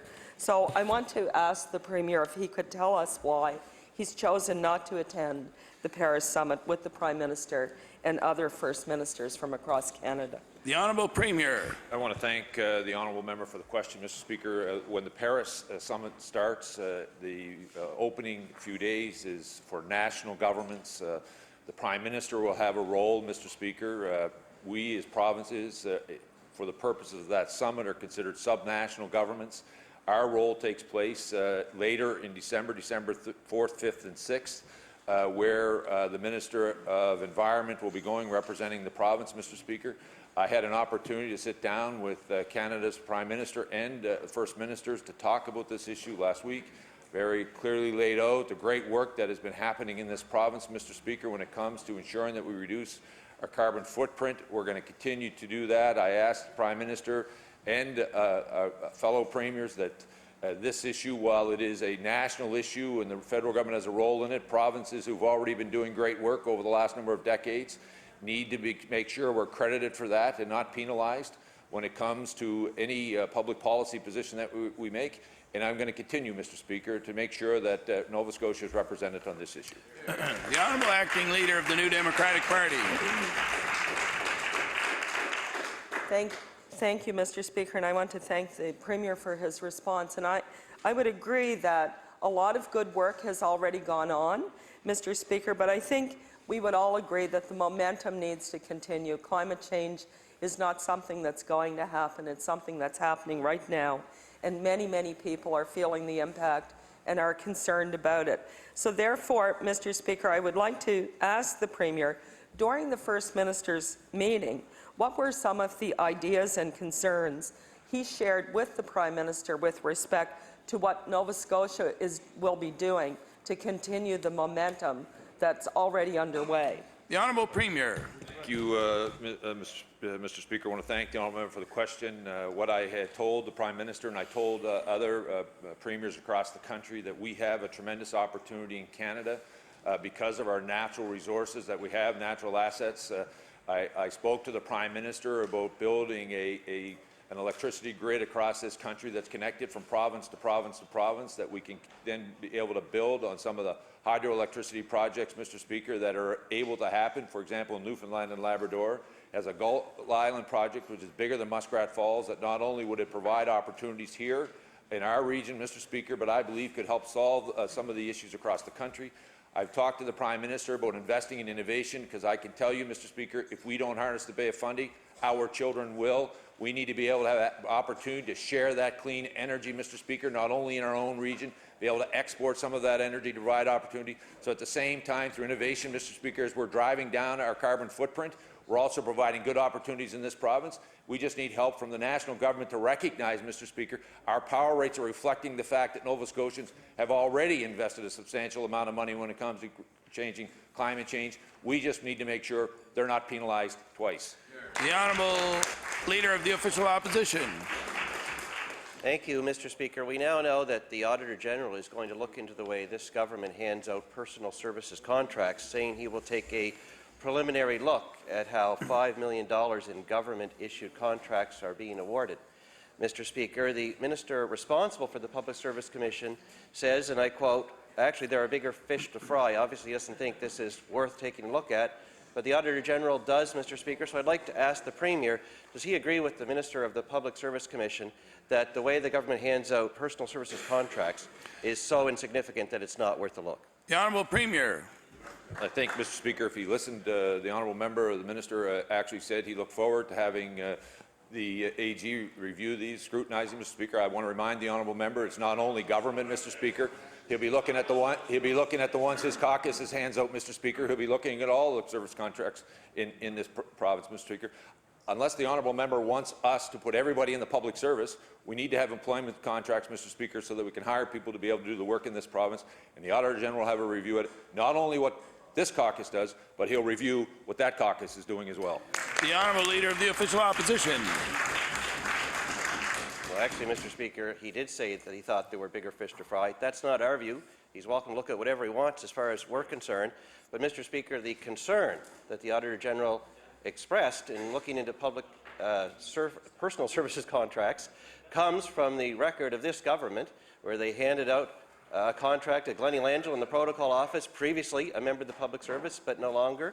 Everyone knows now, Mr. Speaker, about the secret offer of a job to the wife of a Liberal MLA, Mr. Speaker, and on it goes. The Premier's own Deputy Minister, it turns out, is a private corporation instead of a person like everybody else, Mr. Speaker. So I'd like to ask the Premier, will he put an end to these backdoor job offers until the Auditor General concludes his investigation? The Honourable Premier. Mr. Speaker, I again want to remind the honourable member that there was no job offer made to anyone, Mr. Speaker, any member's spouse in this House. I want to remind the honourable member he knows that. No matter how many times he repeats it, doesn't make it true, Mr. Speaker. I'm going to tell you what we're going to continue to do, Mr. Speaker, is being an open, transparent government and provide good government to the people of the province of Nova Scotia. Mr. Speaker, and we welcome the Auditor General continue to do the great work that he's been doing on behalf of the citizens of this province and looking at not only employment service contracts, Mr. Speaker, but looking at all the expenditures that government do, and I'm looking forward to the fact that now he'll also look at the way the Leader of the Opposition spends the money on behalf of his caucus. The Honourable Leader of the Official Opposition. Mr. Speaker, the Premier can point his finger in all directions, but the reason the Auditor General is now looking at personal services contracts is because of the record of his government. Mr. Speaker, if they were truly going to be open and transparent, they would welcome the Auditor General's review without question, instead of telling Nova Scotians that they believe that there are bigger fish to fry. Mr. Speaker, this is a very important issue, and I'll tell you why. The Auditor General says, and I quote, "Sometimes we audit things to provide assurance to legislatures and to all Nova Scotians on how things are working. Well, if this government is so open and transparent, Mr. Speaker, will the Premier just save us all the trouble and assure Nova Scotians now that his government will stop these secret backroom job offers and put in place real rules that protect taxpayers? The Honourable Premier. Mr. Speaker, I want to thank the honourable member for a question. This government, Mr. Speaker, we've made available to anyone who wanted to look at all of the issues, anyone that we've hired, Mr. Speaker, the contracts, the contents of those contracts are made available to people, Mr. Speaker. It was when he was the Chief of Staff of a former government, Mr. Speaker, when secrecy was the code around here. Under this government, Mr. Speaker, we've been transparent. We'll continue to provide good government. And, Mr. Speaker, we'll go out, Mr. Speaker, and get the skills required to help us deliver good government to the people of Nova Scotia. The Honourable Leader of the Official Opposition. Mr. Speaker, the fact is, we asked the Auditor General to look into these contracts to see how the government is handing out these jobs. Mr. Speaker, it was our request. And you know what, Mr. Speaker? The Auditor General doesn't always agree, but something caused him to agree in this case that the way this government is handing out personal services contracts or jobs is being done. Mr. Speaker, I have a list of those that are in place now. It's over 100 people and over $5 million. Who knows what offers have been made that aren't on that list as of yet, Mr. Speaker. The Auditor General says it's important enough to take a look at how the government is handing out these contracts. Does the Premier agree with the Auditor General or not? The Honourable Premier. Mr. Speaker, we welcome the Auditor General to come and look at any aspect of the way government is being delivered to the citizens of the province of Nova Scotia. Mr. Speaker, Mr. Speaker, the Minister has said that, but let me clear something up, Mr. Speaker. The list that the honourable member is referring to are just not people who were hired by the government, Mr. Speaker. There were people who were hired by the caucus of the Conservative Party of Nova Scotia, of the New Democratic Party of Nova Scotia. It's a practice, Mr. Speaker, that it has been used to hire political staff, Mr. Speaker, and people who do services that have skill sets that aren't necessarily in the public service, that are there to deliver good government to the people of the province of Nova Scotia. And we've done it, Mr. Speaker, in an open, transparent way, and we welcome the Auditor General's review. The Honourable Member for Dartmouth South. Thank you, Mr. Speaker. My question is to the Minister in charge of the Film Incentive Fund. Last week, when I asked the Minister when he would lift the cap on the Film Incentive Fund, he stated the film industry, and I quote, publicly endorsed the Film and Television Production Incentive Fund, and I will table that. They haven't. They said it might be workable if the cap is lifted. I would like to table a Herald article about Annie Valentina. Her theatre company is leaving Nova Scotia. Film jobs offset Annie's income from theatre. Now, most of those jobs are gone, and so is she. Is there a message that the Minister would like to give to Annie and her family as they pack to leave Nova Scotia? The Honourable Minister of Business. Thank you, Mr. Speaker, and I thank my colleague for the question. The work that has taken place between representatives of the film industry and Department of Business has been exhaustive for the last number of months. And in those dialogues, representatives from the film industry have told government, have told my department, that the Film Television Production Incentive Fund is a funding formula that will work. And I want to table an article, Mr. Speaker, titled "Nova Scotia Film Industry Gives Up on Pushing Government to Reverse Tax Decision." Mark Allman is the chair of the board, and he quotes in the article, we're not looking to have the fund returned. We're trying to move forward, Mr. Speaker. That's what the industry has told us. That's what we continue to work towards, Mr. Speaker. The Honourable Member for Dartmouth South. Mr. Speaker, I find the language from the Minister regrettable. He's indicated that, yes, and I think he's right, that people have given up in the film industry. Maybe we will have to present him with some going-away cards, because Annie Valentina isn't the only one leaving. The website NovaScotiaFilmPeopleDisplaced.com tells many stories of people who are leaving or left their families for film jobs out west, and I will table that.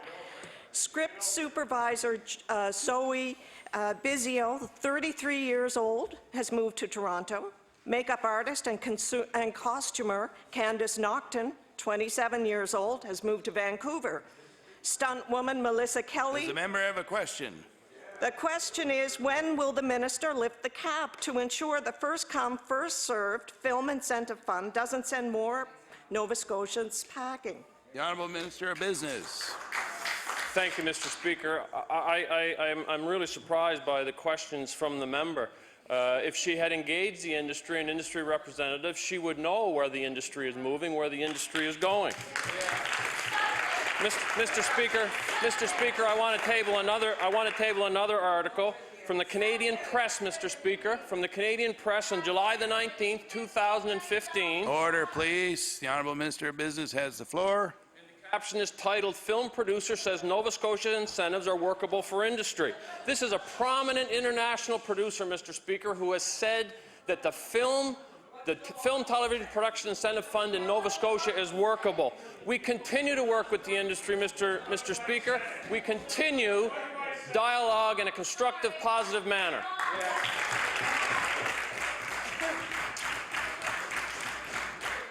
The Honourable Member for Pictou Centre. Mr. Speaker, my question is for the Premier. On September the 12th, 2013, in the heat of the election campaign, the Premier, on behalf of the Liberal candidates, filled out an election questionnaire from the Pictou County Injured Workers Association. There were 8 yes or no questions. The Premier answered yes to each statement, and I'll table that, Mr. Speaker. The Premier agreed with the statement the system needs to be reformed via legislative review, Royal Commission, and the low level of benefits to workers needs to be addressed.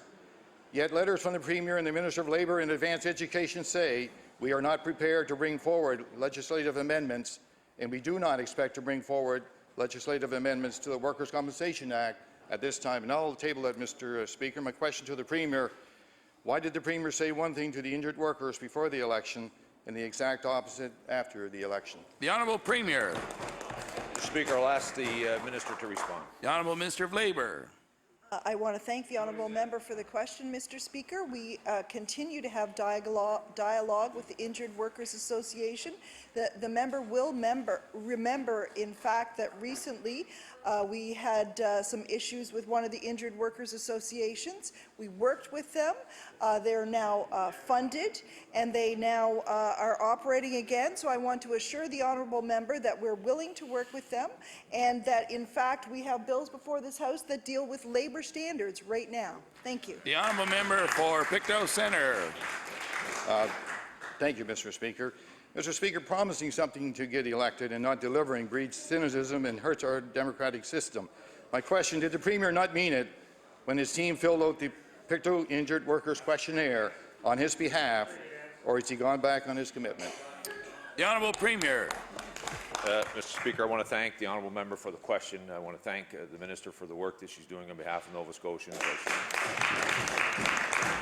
Mr. Speaker, she's laid out, Mr. Speaker, work that's been happening with injured workers associations across the province. The honourable member has raised an issue around Pictou County Injured Workers Association. The minister has assured them that if there's work to be done to work with, she'll work with them. Mr. Speaker, we'll continue to move forward to try to address the concerns, Mr. Speaker, of organizations across this province. And I want to tell you, Mr. Speaker, like all Nova Scotians, anytime somebody is hurt at work, it's affecting their health, but also their livelihood and their ability to actually, Mr. Speaker, continue to look after their family and provide the supports that they've been used to, Mr. Speaker. We feel as a government that we have a role to play and a responsibility to ensure that we do the best we can for our workers across the province, and the minister is committed to doing her part to work with them to find solutions. The honourable member for Pictou West. Thank you, Mr. Speaker. My question through you is to the Minister of Fisheries and Aquaculture. Nova Scotia has over 3,000 fishers. We all know the importance of this industry to our provincial economy. I'm proud to say many of these fishers live in Pictou West. However, we are losing ground on collective efforts to coordinate a lobster marketing plan like other provinces such as Prince Edward Island, New Brunswick and Newfoundland, for they are all supportive of the Canadian Lobster Council and are moving ahead of Nova Scotia with their marketing strategies. Will the minister please tell us why he does not want to work with or support the Canadian Lobster Council like other provinces? The Honourable Minister of Fisheries. Thank the honourable member for her question. And indeed, we have a great deal of difficulty in Nova Scotia supporting the Lobster Council of Canada. They have not been effectively representing the whole industry in the province. And indeed, in southwest Nova Scotia, the majority of lobsters are caught. They have absolutely no support. The honourable member for Pictou West. Thank you very much, Mr. Speaker, and I'm sorry to say that I think it's an unsatisfactory answer, and one that surely, though, our hardworking fishers will be disappointed in. They all don't live on the South Shore.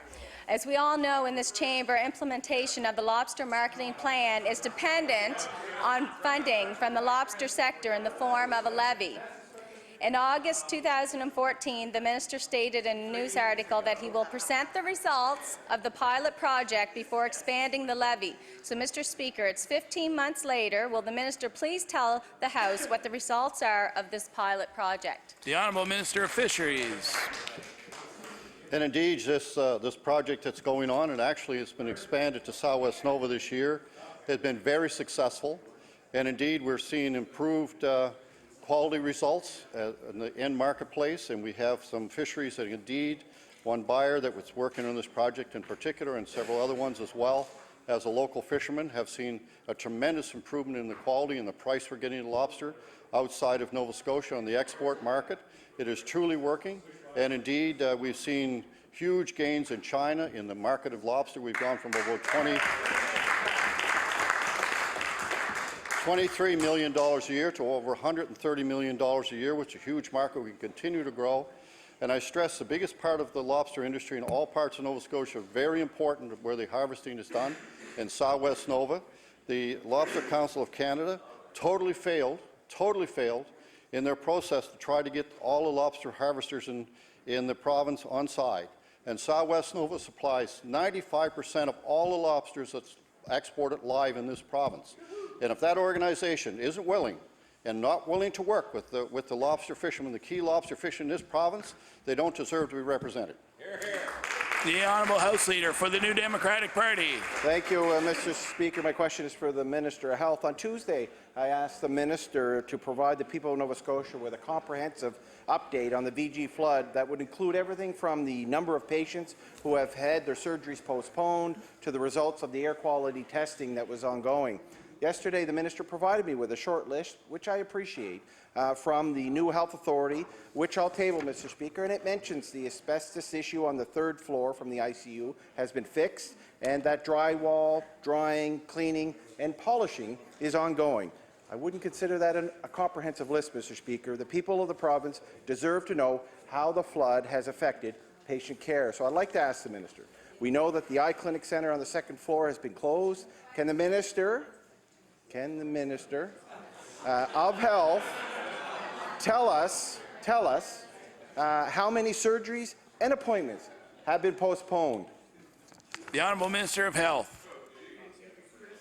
Thank you very much, Mr. Speaker, and I thank the member for the question. We know that the VG and the Centennial sites are not only our provincial hospital, but also regional work takes place there. So it is of concern that that it got back up and running very quickly. And in fact, this provides me with an opportunity to again thank the staff for the tremendous work that they did at the time of the flood, since the flood, making accommodations in areas that they never expected to have to work. And what I will do is provide to the member opposite from the first day up until now the numbers that the Health Authority does have available. The Honourable House Leader for the New Democratic Party. Thank you, Mr. Speaker. We shouldn't have to pull it from the Minister. He said time and time again that he would be updating Nova Scotians about the impact on patient care that the flood had, and that's what all we're asking, Mr. Speaker. We know in questioning period the Minister said we're not being told we're being told that other pieces of equipment are not covered under the insurance because of the flood, and the Minister would say indicated that he would get us a list of what that equipment is, Mr. Speaker. In regards to my question the other day about the air quality testing, that wasn't answered in the update, Mr. Speaker, and it wasn't answered with the Minister. Can the Minister, at least today, provide us with the result of the post-flood air quality testing that has happened at the VG? The Honourable Minister of Health. Thank you very much, Mr. Speaker, and I thank the member for the question. We know that 2A and 3A have been cleared. The air testing now is of the quality that the medical teams will reoccupy those floors on November 30th. In fact, the fourth floor, the air quality due to moisture still in the drywall is not available for occupancy.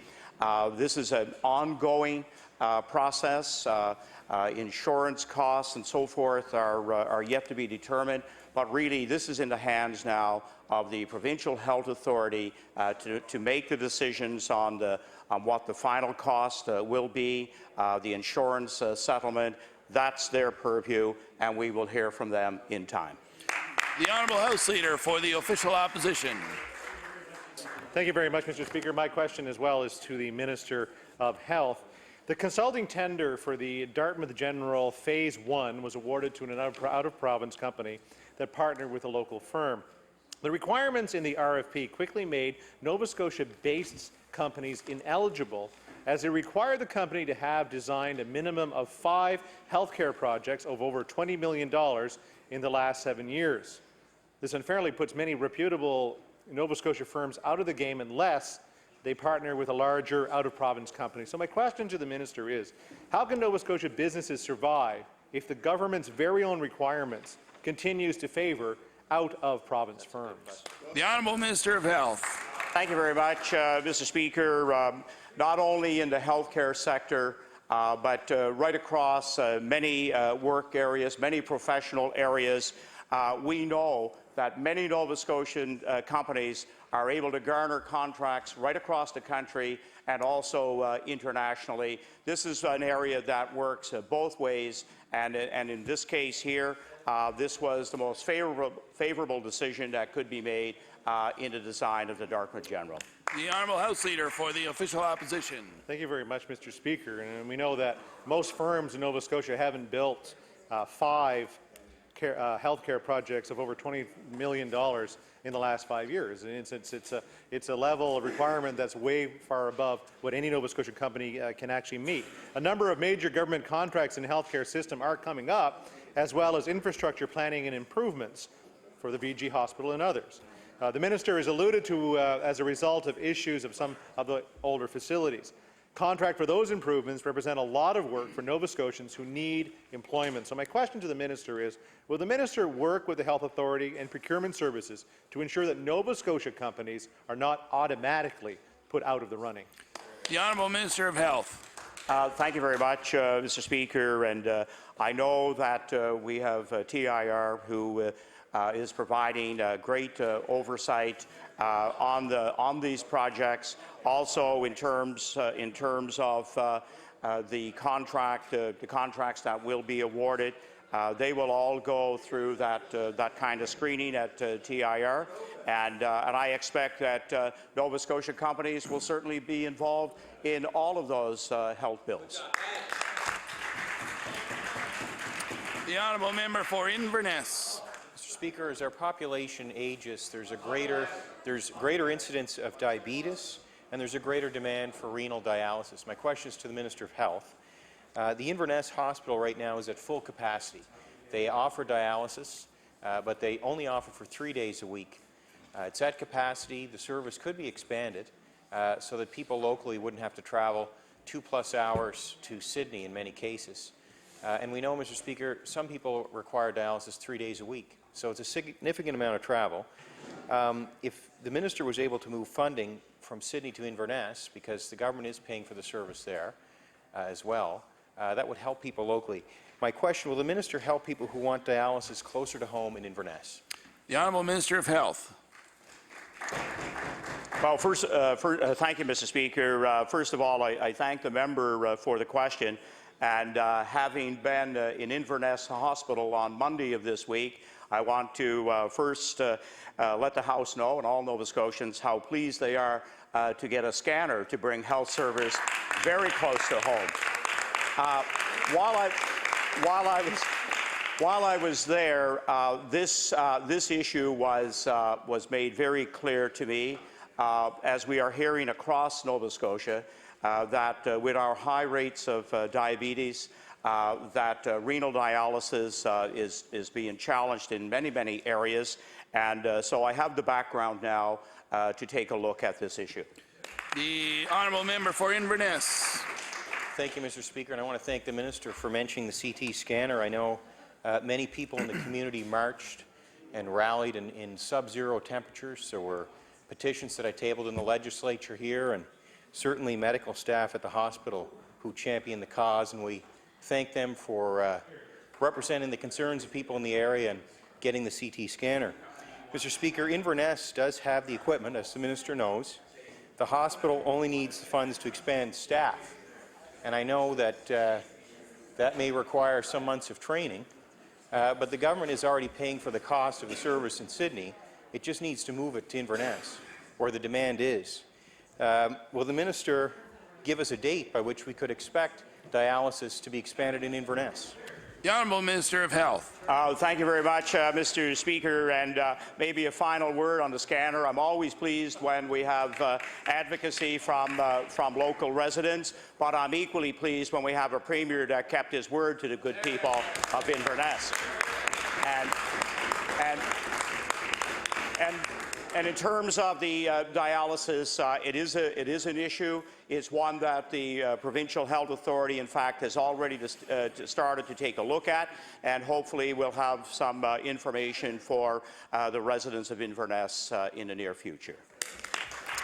The honourable member for Truro, Bible Hill, Millbrook, Salmon River. Thank you, Mr. Speaker. A document tabled by the Minister of Education and Early Childhood Development lays out the expiry dates for P3 school contracts. This document states that the first decision notice must be given by the Minister November 30th, 2015, and concerns the fate of Sherwood Park in Sydney. And I'll table that, Mr. Speaker.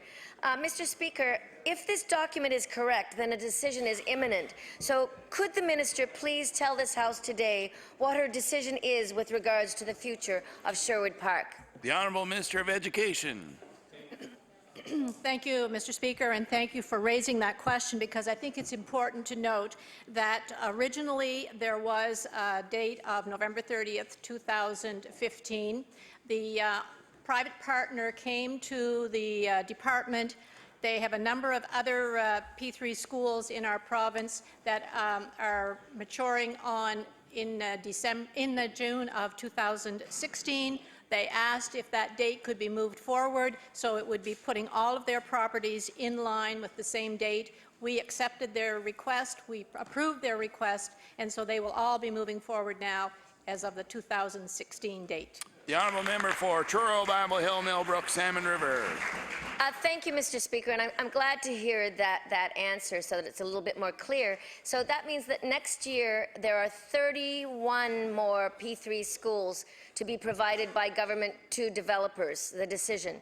So the government's plan for these schools will have a major impact, of course, on students, parents, teachers, and the taxpayers of Nova Scotia. So my question for the Minister is, does the department plan to buy these schools outright, renegotiate the leases, or walk away from the contracts after they expire? The Honourable Minister of Education.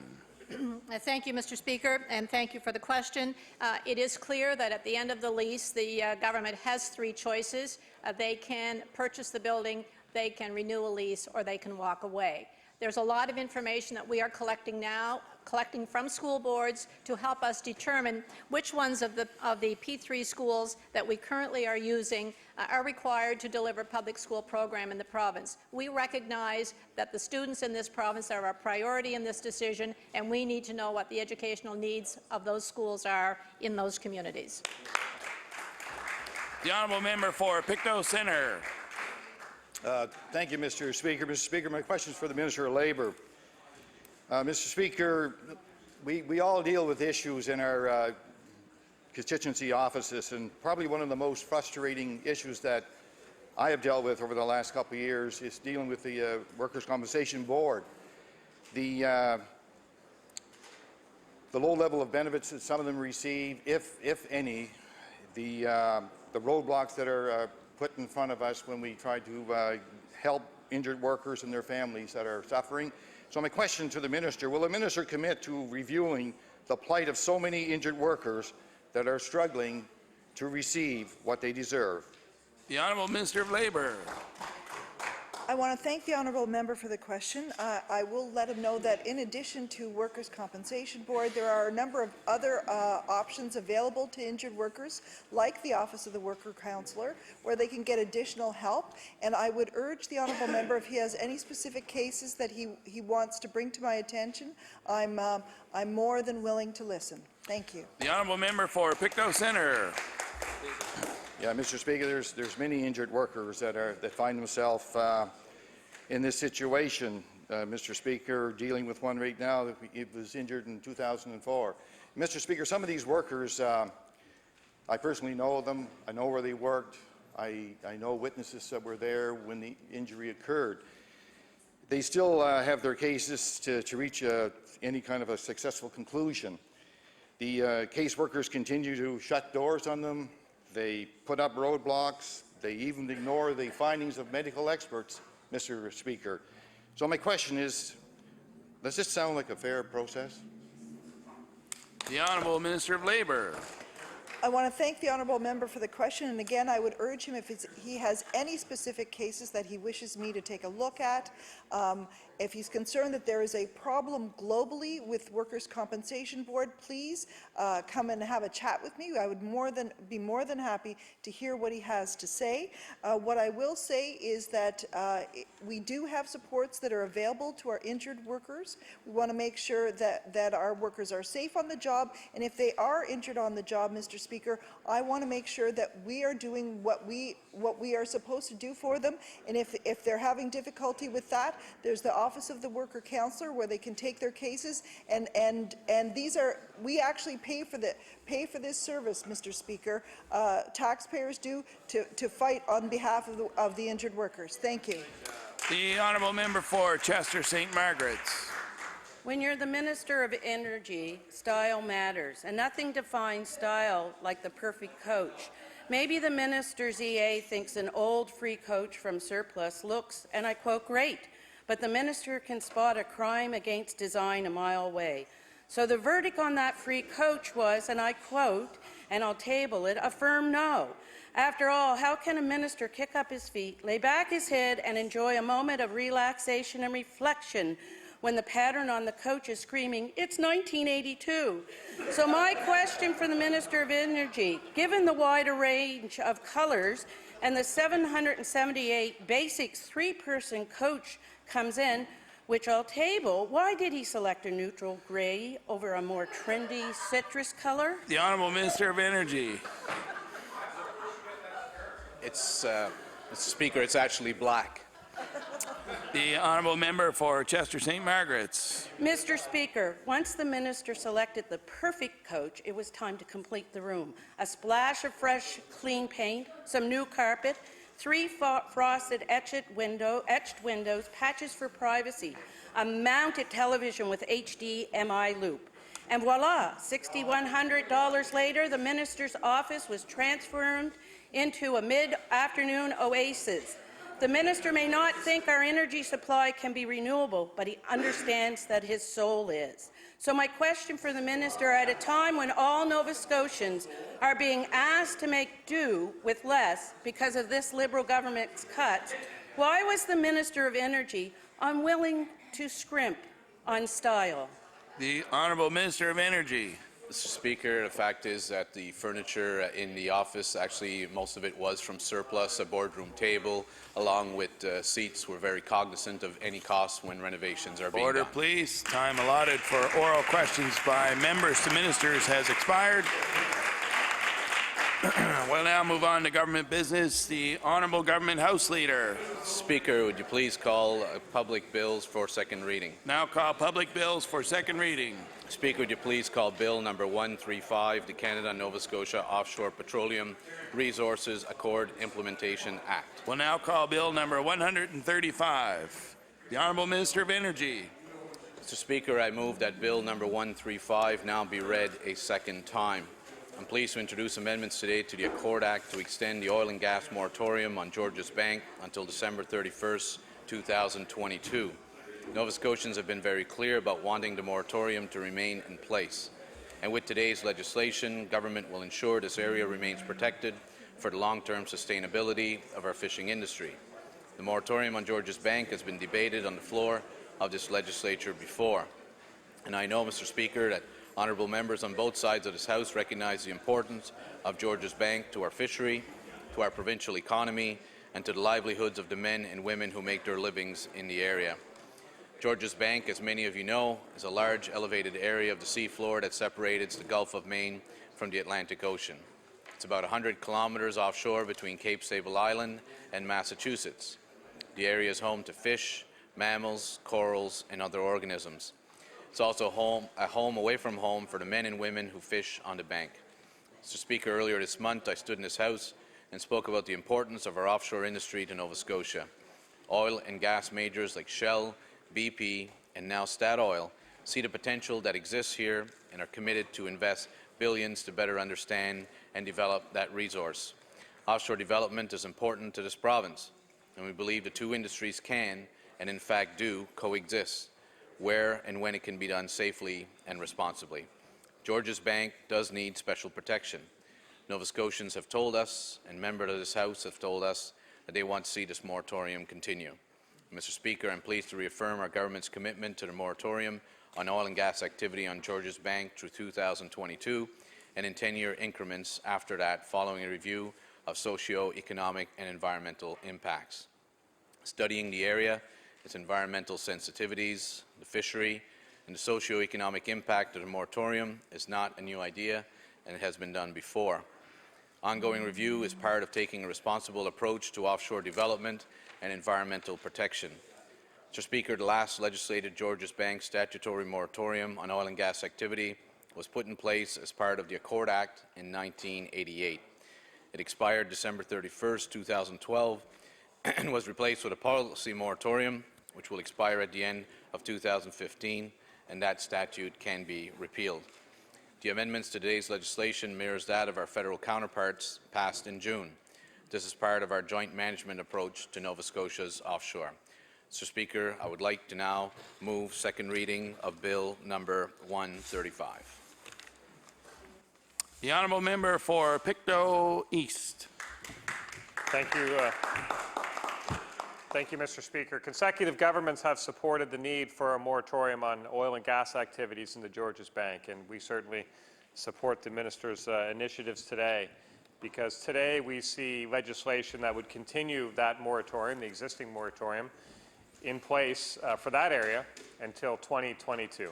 And that will extend a moratorium that's been in place since 1988. So this is a positive development, as it will continue to protect this very sensitive area that is essential to our fisheries industry.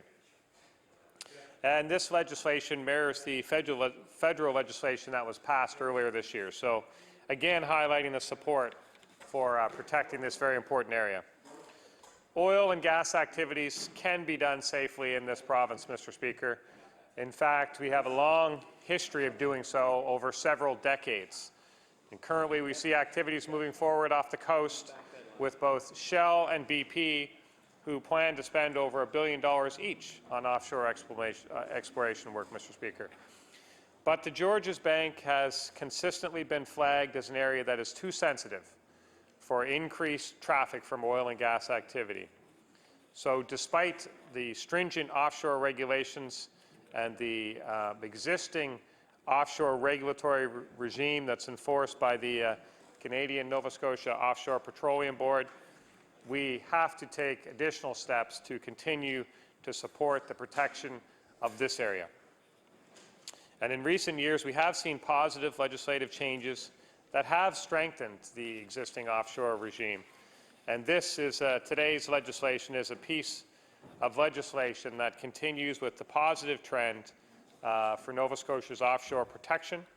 And I am glad to see this piece of legislation brought before the House today. Thank you, Madam Speaker. The honourable member for Chester St. Margaret's. Thank you very much, Madam Speaker. We certainly have seen that we do not always agree in the legislature, and there are issues that all parties, though, can agree upon. And all parties have worked for the ongoing moratorium on offshore drilling on Georges Bank. When the NDP was in government, the federal government did not want to go beyond a policy commitment when it came to the moratorium on the Georges Bank. It was clear to the NDP that Nova Scotians wanted something more forceful. Hence, its unilaterally passed legislation, the Offshore Petroleum Policy Act. Good now to see that both levels of government will enshrine the moratorium through mirror legislation. Madam Speaker, beyond the agreement of political parties, it is important to have on side those who hold an interest on parcels of land on Georges Bank. And yes, there are those who hold an interest in areas on Georges Bank. Those interests have been put on hold for the duration of the moratorium. I have heard that these interest holders have been cooperative thus far. Going forward, it will be important to have these interest holders on board. While we are all in support of the moratorium on Georges Bank, we all know that in case of a spill, the flow of oil will not, and we must repeat, will not respect political boundaries. The parcels of land currently being leased are geographically close to Georges Bank. If there is an oil spill offshore, oil could quickly travel onto Georges Bank, and we have to be very cautious of that. Critical that the regulations ensure the use of best practices. What's at stake? Unique marine environment, lucrative fishing industry, and we must recognize that, Madam Speaker, in making our decisions here in this House. We must continue to work to ensure companies exercise due diligence. We should not just assume it. We have to work towards getting a capping stack closer to Nova Scotia. We often think that the risk is so low that it won't happen to us, but there are chances, and it is not worth the risk. Research about the use of Corexit following the Deepwater Horizon spill continues to be gathered and reported on.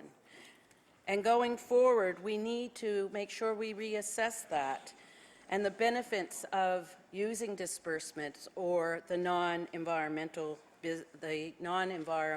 use of dispersants.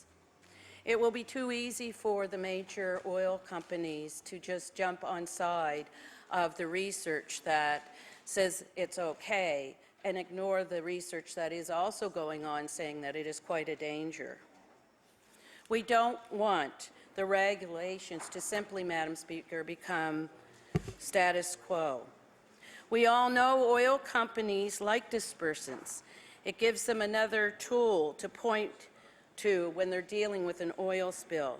But regulators, governments, Nova Scotians, we need to keep asking the tough questions. That's our job, to ensure that our environment, our resources, our marine industries are protected to the greatest extent possible. It is our responsibility to do that. Would the dispersants in the event of an oil spill create a net environmental benefit? I'm not so sure. I think there are many Nova Scotians who are not so sure. So it is very important for the government and for all of us to continue to assess this issue. I encourage the Minister of Energy to fill the vacancy on the board. We have talked about that and brought it forward in the House many times. It's not to be a partisanship, just want to make sure that the provincial interests are being represented on that board in the decision-making process. And as we brought forth, it's vitally important that we do have somebody that has an environmental background and also a background in the fishing industry. It only makes sense, Madam Speaker, that those type of professionals sit on a board of this nature. I do want to thank the Minister for the continuing of his work and all the three parties. And this is a very important issue to our environment, our health, and our future of the province. And we must ensure that no offshore drilling takes place on Georges Bank.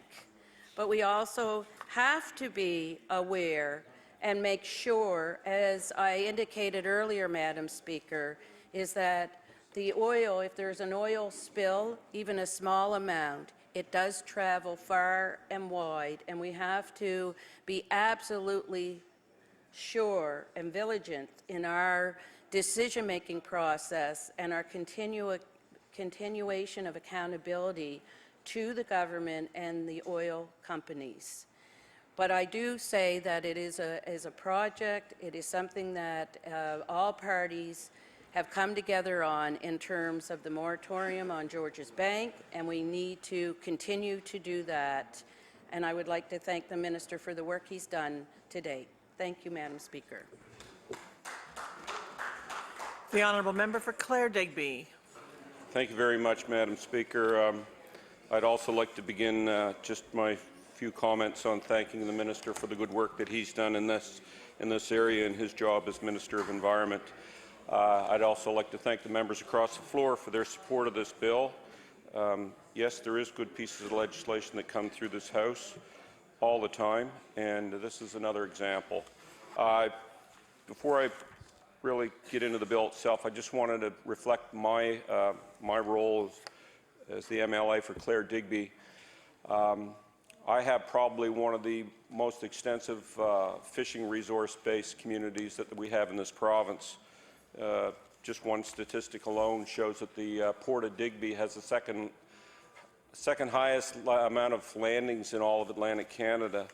And I have 11 major ports that stem from Cape St. Mary to Meteghan, Soniaville, Sandy Cove, Little River, East Ferry, Tiverton, Freeport, Westport, Centreville, and Digby. So those ports are bursting at the seams with fishing boats. A lot of them do fish on Georges. Certainly scallops is an area that we have headed there quite a bit for. But the other resource-based sectors that we have, or resources that we catch, are certainly the lobster industry is huge in our area. So anything that goes on Georges Bank is of the utmost importance to myself.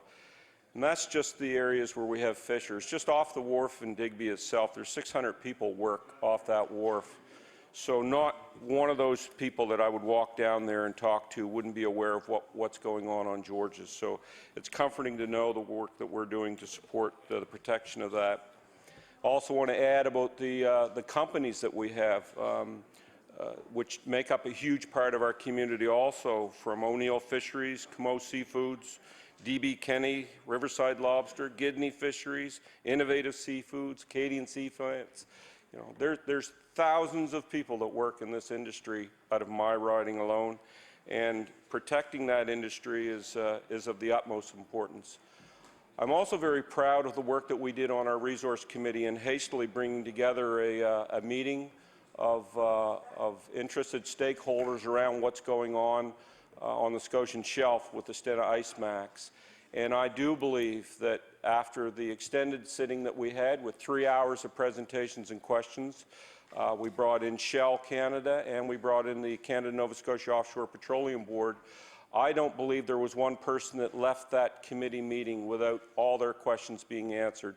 And I feel very comfortable that since Macando, since that tragic oil spill that happened in the Gulf of Mexico, the industry stopped that day, and immediately changes happened to ensure that we do not experience that again. And I do feel very comfortable that there's been a lot of positive work done in our offshore drilling.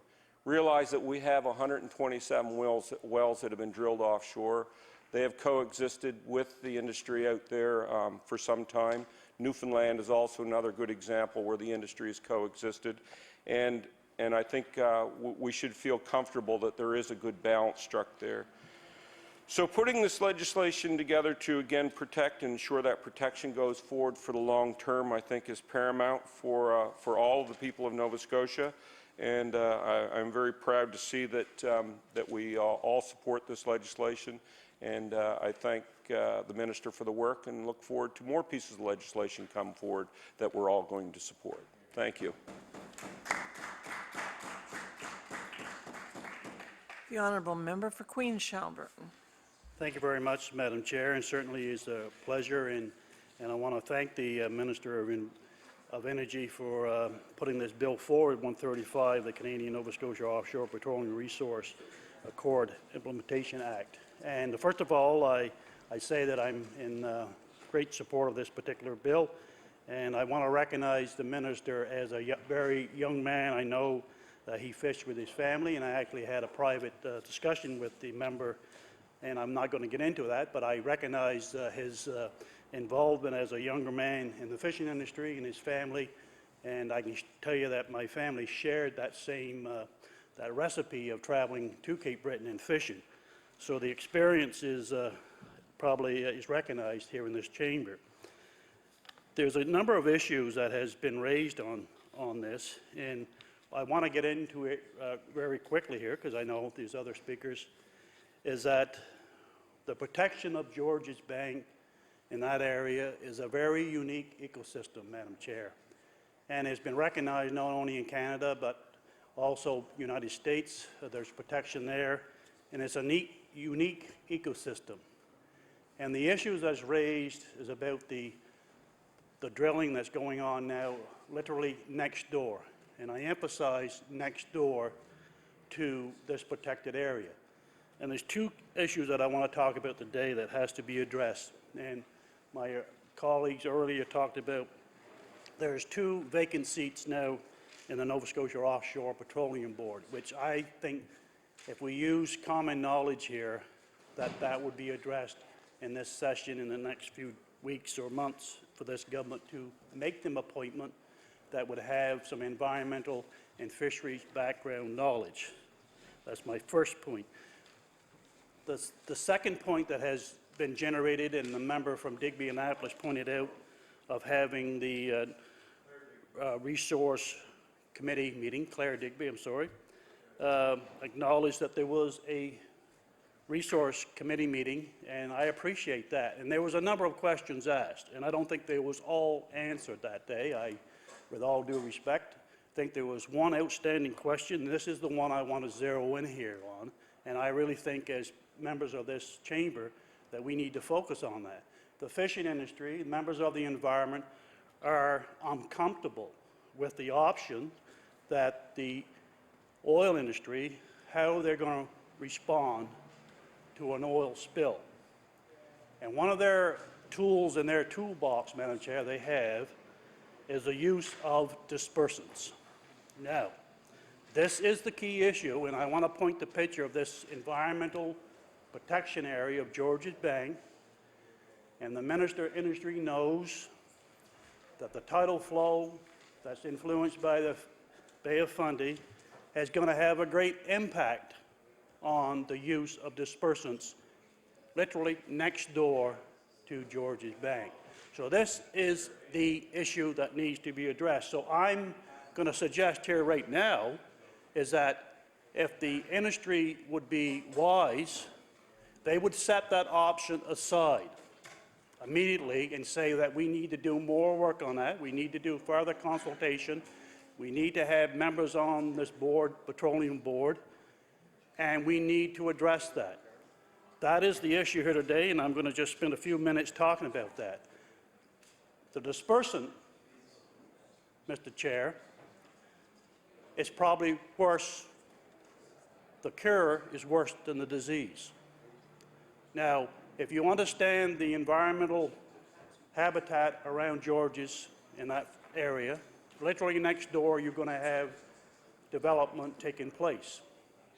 And if there is a spill from whatever degree, from 1 to 10, one of the toolbox is dispersants.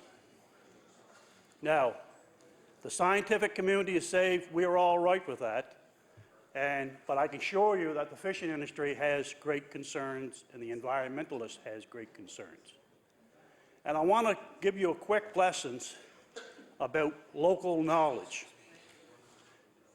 when the local fishing industry recognized that there's the concern about dispersants, I think we should all have the respect to acknowledge that. And I'm going to take you back to about 40 years ago.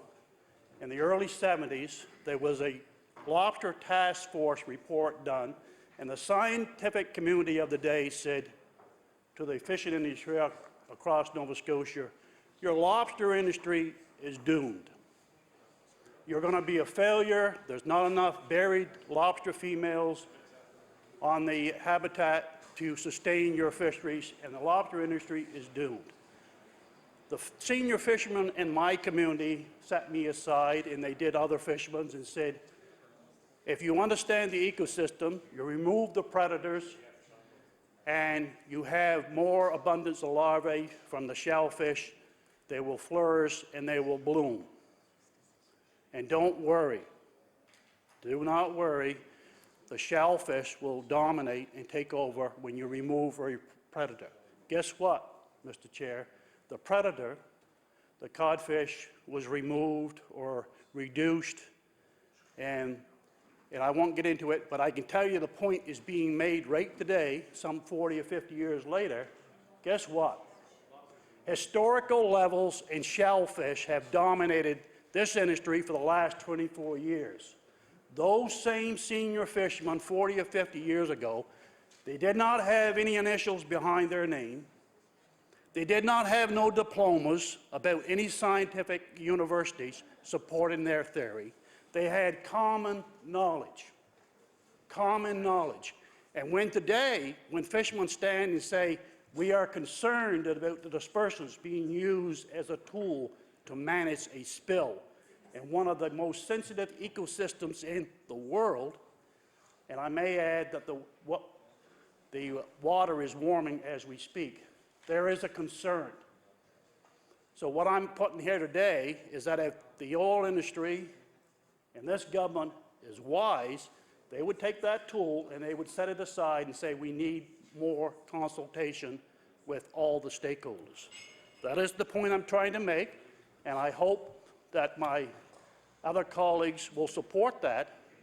And yes, getting back to this particular bill, Georges is a unique ecosystem.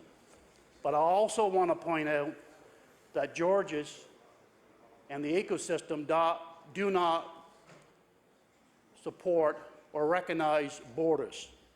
It is the human being who puts in United States where that goes, where the Hague line goes, where Nova Scotia Offshore Petroleum Board allotment goes for drilling. The ecosystem has a different pattern, and we're here to make sure that we do it correctly, and I think that by having some local knowledge and making sure that the dispersants question is answered is the right way to go. I thank you for the time, and I look forward to the other comments. The honourable member for Argyle-Barrington. Thank you very much, Mr. Speaker. It's my pleasure to stand and speak to a few moments on Bill number 135. To first of all thank the minister for bringing this one forward. It's taken some time and a lot of negotiations, of course, with the federal government to finally pull it off, to have the mirror legislation here in Nova Scotia. If we remember the history of this just a little bit, back in 1984, or 85, was sort of in that range, that the whole idea of drilling offshore on Georges Bank became part of our history. At that time, a number of individuals got together and set up a no rigs committee and started lobbying hard to make sure that a treasure like Georges Bank was protected. Guys like Denny Morrow or even Mark Butler back at the time with the Ecology Action Center. It's not often that I commend the Ecology Action Center, but in this particular case, Mark and his team did a great job of putting everything into context. The late Claude D'Entremont and many other people that participated in that no rigs at the time to have the first moratorium in 1987. And subsequently, governments thereafter have extended that moratorium to today, where we all get to vote on a bill that extends it that much further. It did take a little bit of work on behalf of the federal government to finally get there. If we remember correctly, the debate that happened in this House when the NDP were government, trying to bring a bill forward, I would say they got it halfway there, but they were always resting their hat that the federal government didn't want to do it, so we couldn't do what we wanted to do. Rather than saying, listen, we'll do it, and hopefully the federal government will mirror the legislation because of the requirement through the CNSOPB and, of course, the Offshore Act that manages it. So we're here today again, and hopefully over time we'll be able to understand the ecosystem of Georges Bank. I've been lucky enough to have fished on Georges Bank. Probably the member that spoke before me, myself, I don't know if the member for Claire Digby has been on Georges, but I'm just looking around who else would have had that opportunity. It's a marvelous place because of what it can produce and continue to produce, and has continued to produce for hundreds of years. It has been fished and fished and fished and fished. And there's something about that bank that continues to replenish itself, that continues to provide our families a way to live. Our communities have become fishing communities over the last hundreds of years. The people in Cape Island, the people in Woods Harbor, the people in Shag Harbor, the people in Pubnico, the people in the Yarmouths and Clare and all those areas that take that opportunity and go to sea and come back with marvelous seafood to sustain their families. And it has given over and over again. Billions of dollars worth of economic activity has been provided by what Georges Bank provides Nova Scotia. And it's really funny, Mr. Speaker, because if you look at the totality of that, I mean, the member was correct. The member for Queen Shelburne was correct. You know, fish and ecosystems don't see boundaries. And if we look at the boundary of where that Hague line goes, it really only covers, you know, the Canadian side of that bank is very small compared to the American side. But it is our side that is the most productive nursery, fishery in the world, I would say, out of any bank in the world. It's a phenomenal place that needs to be protected. Now, you know, when it comes to the rest of the issue of offshore drilling, I think it's a far more complicated one than we can talk about in this House of Assembly, because there are tons of literature on both sides of the story, which makes it that much more difficult. I mean, if you put offshore oil exploration into Google, I mean, you will get thousands of websites, one way or another. One extreme that it's bad, and the other extreme that is perfectly safe. Well, guess what? Somewhere in the middle is probably the truth. And even beyond that is that we do have the CNSOPB, the Canadian Nova Scotia Offshore Petroleum Board, who has a whole host of experts that review these decisions to make sure that the science makes sense. We know that any drilling opportunity is not 100%, but no economic activity is 100%. Let's not forget what happens on Georges Bank. My father was a scallop fisherman, and I have had the opportunity to go scalloping with my father. But my father, who was a scallop fisherman, worked for 45 years, I believe, on Georges Bank. A little bit on Browns Bank too, but for the most part, that work was done on Georges Bank. And for those of you who know what scalloping is, it's scallop dragging. They have a drag that's, 15 feet long, 20 feet long, that they drag along the bottom of the ocean. There's two of them. They drag up everything that's on the bottom. They put it on the deck. They find the scallops in it and go and shuck them for market. Well, they drag up a whole bunch of other things too. Rocks and periwinkles and cockle shells, and you name it, it comes up in that drag. And you know what? The environmentalists will tell you that dragging is so bad for that bank. Well, science has changed that a little bit, because not now do they just drag everywhere in a random pattern. You know, through that technology, they've been able to find the pockets and be able to least impact that bank. And guess what? That fishery is a multi-million-dollar fishery today and will continue to be for a very, very, very long time. The issue of groundfish, again, a drag that drags on the bottom of the ocean, sometimes mid-water, but it does drag on the bottom of the ocean. So there is impact on Georges Bank by fishing, and has always been there for fishing, and it continues to produce. We just need to be careful. I think that's what this act does, is it makes sure that still the uncertainty of oil and gas, even though nothing is 100%, that it is protected until such day that some government, some expert somewhere say, you know, listen, I think we should be able to do this safely without any impact on that ecosystem. But until that time that we find those experts and that kind of research to give us the feeling of safety, then the safest thing for us to do is to put a moratorium on Georges Bank and to maintain it until that time. So again, thank you very much for the opportunity to speak on this bill. It's a good bill that, of course, I'd be happy to put my name forward on it to vote in favor of this as well, as I have done the last 2 times in this House of Assembly. So thank you very much for the opportunity, Mr. Speaker.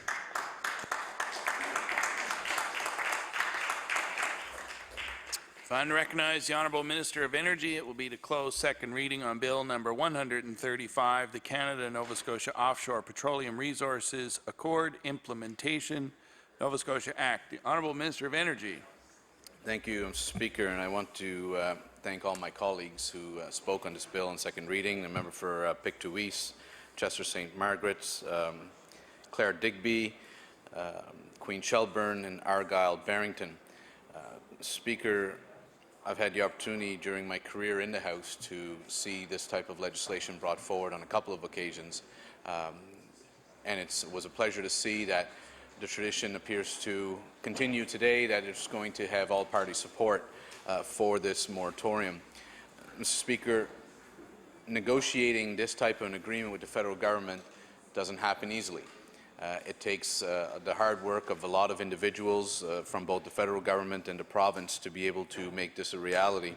And, Mr. Speaker, I want to extend my thanks to the entire staff at the Department of Energy who have worked so hard on these negotiations. And I see that Kim Himmelman, who's our Director of Regulatory and Strategic Policy, who has worked so closely with the federal government in making this a reality, is here, and I certainly want to recognize Kim and her entire team at the Department of Energy for having reached this stage.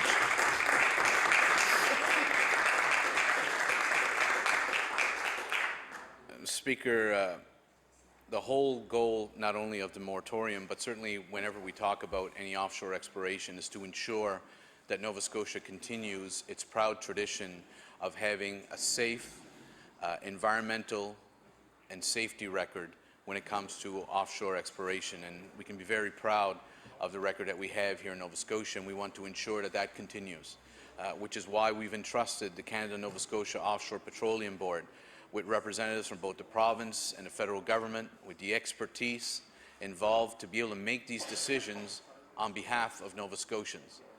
And they've done so in the past, they're doing so now, and it's important that we support the work that they do. And, Mr. Speaker, in our democracy, it's essential that people be able to raise concerns. And never would I be one to suggest that people should not raise those concerns. That's why we're here, regardless of political stripe, is to represent our constituents and represent Nova Scotians and raise those concerns. But, Mr. Speaker, we also have a duty of providing facts to those concerns. Rather than simply raising them, one has a duty to be able to provide the citizens of Nova Scotia with the facts surrounding the concerns they have raised.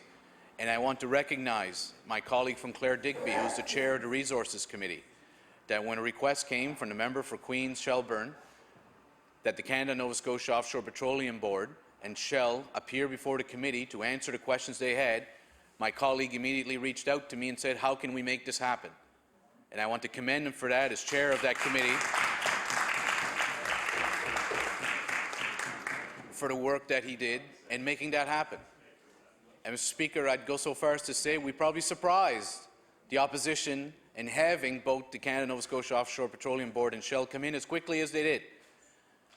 And I know that the opposition has at times been a bit critical around the committee work around this House, but I would hope that this was an example of where a committee did its work, was effective, was able to bring them in. Not only that, my understanding, if I'm not mistaken, the committee actually sat on a day that it wouldn't normally sit on and actually extended the length of the meeting to make sure that all the questions that members had could be heard, but more importantly, that the answers could be provided and the assurances given to the concerns being raised. And Mr. Speaker, I think that committee was a great example of how well it can work, and I certainly hope that all members would recognize, and again, I thank my colleague from Claire Digby as chair for his leadership in bringing the witnesses before the committee, extending the length of the committee meeting, and doing everything to accommodate. I believe the committee could have met a bit earlier, but I believe the official opposition had an out-of-town retreat at the time, so it had to be moved a little bit later than the chair was pushing for, but it was all about accommodating and trying to make sure that members could ask questions and, more importantly, get answers to their questions. Mr. Speaker, there are questions that have been asked regarding the unfortunate, terrible disaster that took place in the Gulf Coast with the Macondo disaster. And Mr. Speaker, I think as my colleague from Claire Digby said so well when he spoke, the industry took attention.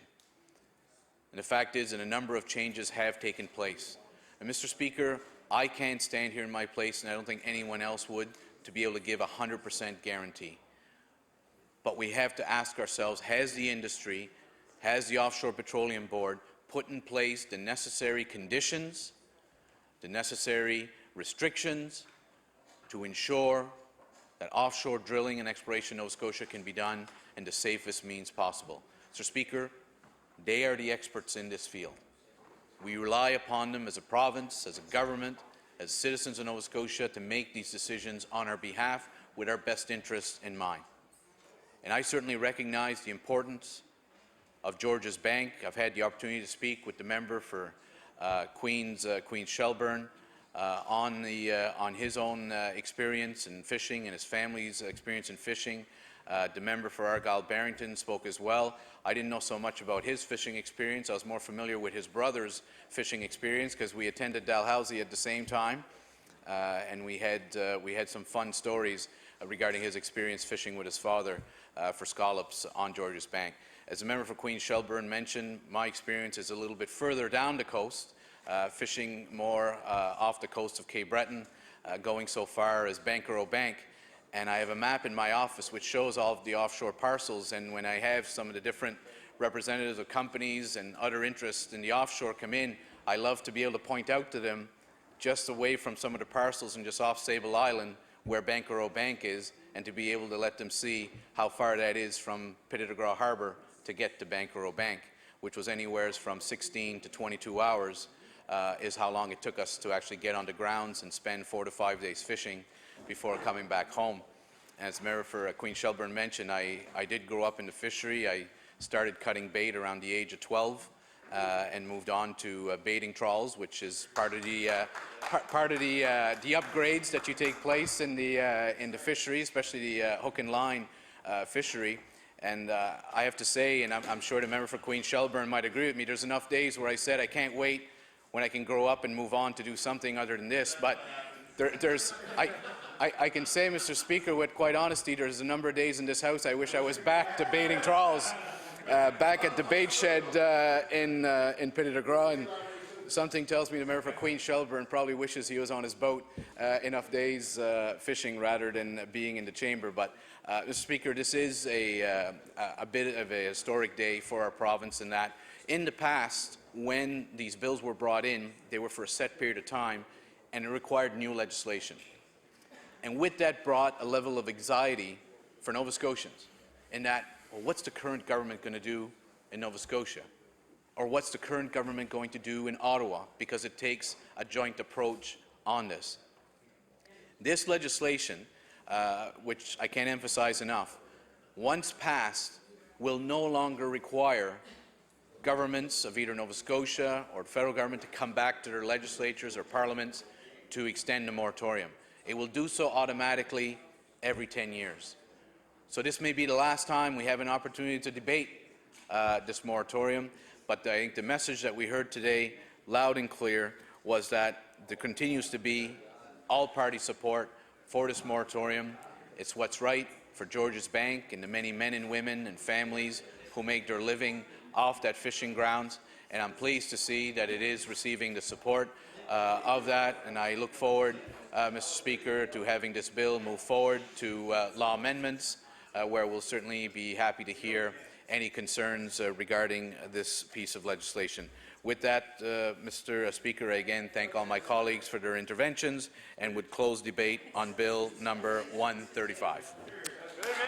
The motion is for second reading of Bill number 135, the Canada-Nova Scotia Offshore Petroleum Resources Accord Implementation Nova Scotia Act. Would all those in favor of the motion please say aye? Aye. Contrary-minded, nay. Motion is carried. Bill number 135, an act to amend Chapter 3 of the Acts of 1987, the Canada-Nova Scotia Offshore Petroleum Resources Accord Implementation Nova Scotia Act, and to repeal Chapter 40 of the Acts of 2010, the Offshore Licensing Policy Act. Ordered that this bill be referred to the Committee on Law Amendments. The Honourable Government House Leader. Mr. Speaker, would you please call Bill number 136, the Motor Vehicle Act? We'll now call Bill number 136, the Motor Vehicle Act. The Honourable Minister of Transportation. Thank you. Thank you, Mr. Speaker. I move that Bill number 136, an act to amend Chapter 293 of the Revised Statutes of 1989, the Motor Vehicle Act, be now read for a second time. Mr. Speaker, today I am pleased to rise in the House to speak to the amendments to the Motor Vehicle Act that will allow the use of segways and other personal transporters on our sidewalks and roadways here in Nova Scotia. Personal transporters are not a new technology in the global marketplace, Mr. Speaker. They are common in many United States as well as in Europe. Our department conducted an almost 2-year pilot project to test and evaluate the safety of Segway use on our streets and on our sidewalks. Nova Scotians have had an opportunity to provide feedback through multiple channels, including a 1-800 number, by email, an online survey. We also had face-to-face surveys in the Halifax downtown area during the summers of 2014 and 2015. And news releases reminding Nova Scotians to send in their comments directly to my department.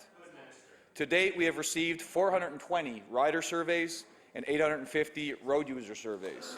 While the pilot project is not officially closed until the end of January 2016, Segway tours and HRM have virtually stopped and are winding down due to the cruise and tourism season.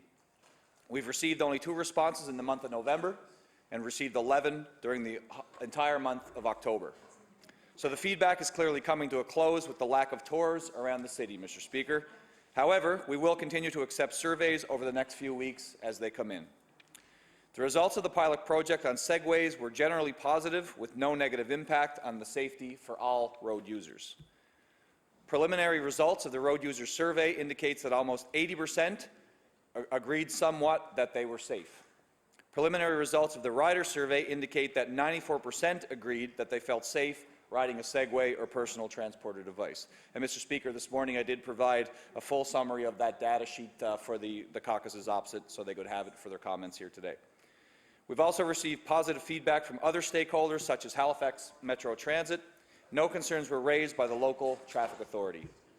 Mr. Speaker, safety for both personal transporter users and all other users on the roads, including pedestrians and cyclists, was the top priority when determining whether changes should be made to the MVA. I want to note that when we started the pilot project, there were not a lot of different types of personal transporters in the marketplace. Today, now 2 years later, there are many types of personal transporters. This amendment not only includes Segways, it also includes other personal transporters.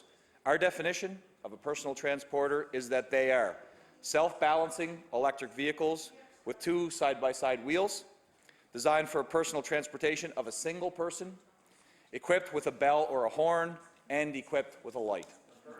The proposed amendments to the Motor Vehicle Act include operating and equipment requirements of personal transporters, as well as the rules of the road. And there will be strict rules for segways and other personal transporters, including using helmets and a minimum age of 16 for drivers, or 14 years old with a guardian's consent only during guided tours. Personal transporter operators must stand when it is in motion. They cannot tow another person or a device, and they must ride in single file. They will be exempted from having to make hand signals, Mr. Speaker. Personal transporter operators will be expected to share the road with pedestrians, cyclists, and of course drivers. On a sidewalk, pedestrians will have the right of way. In a bike lane, personal transporter users must yield to cyclists, Mr. Speaker. On roads, segways, and other personal transporters must stay on the far right side. And Mr. Speaker, personal transporters cannot operate at a speed greater than 20 kilometers per hour on roads and only 7 kilometers per hour on a sidewalk. Personal transporters are not allowed on highways with speed limits greater than 60 kilometers per hour, nor controlled access highways or highways on which bicycles are prohibited and private property if the property owner prohibits their operation. As well, Mr. Speaker, municipalities may prohibit use of personal transporters on municipal sidewalks and roadways, so they will have that call to make, Mr. Speaker. Today's amendment will provide an alternative transportation option for people with mobility challenges. It will also provide potential economic benefits for a variety of sectors, including postal employees, police, emergency services personnel, tour operators, and of course, tourists. If the bill passes, Nova Scotia will be the first province to make personal transporters, such as segways, a permanent part of the Motor Vehicle Act and allow them on sidewalks, bike lanes, and roads. Mr. Speaker, as final comment, I just want to say that there's been discussion around this about where this came from and what's the need and what's its importance. And this is probably one of the proudest pieces for us as a department and the government. A gentleman that's part of Segways Nova Scotia's co-owner named Max Rastelli came to us he started this process about 4 years ago, obviously, and came early on in our mandate in 2013 when we first were elected to and had the privilege to govern. Max is a small business person. He's an entrepreneur. He believes that segways are a growing niche market for tourism and other segments out there.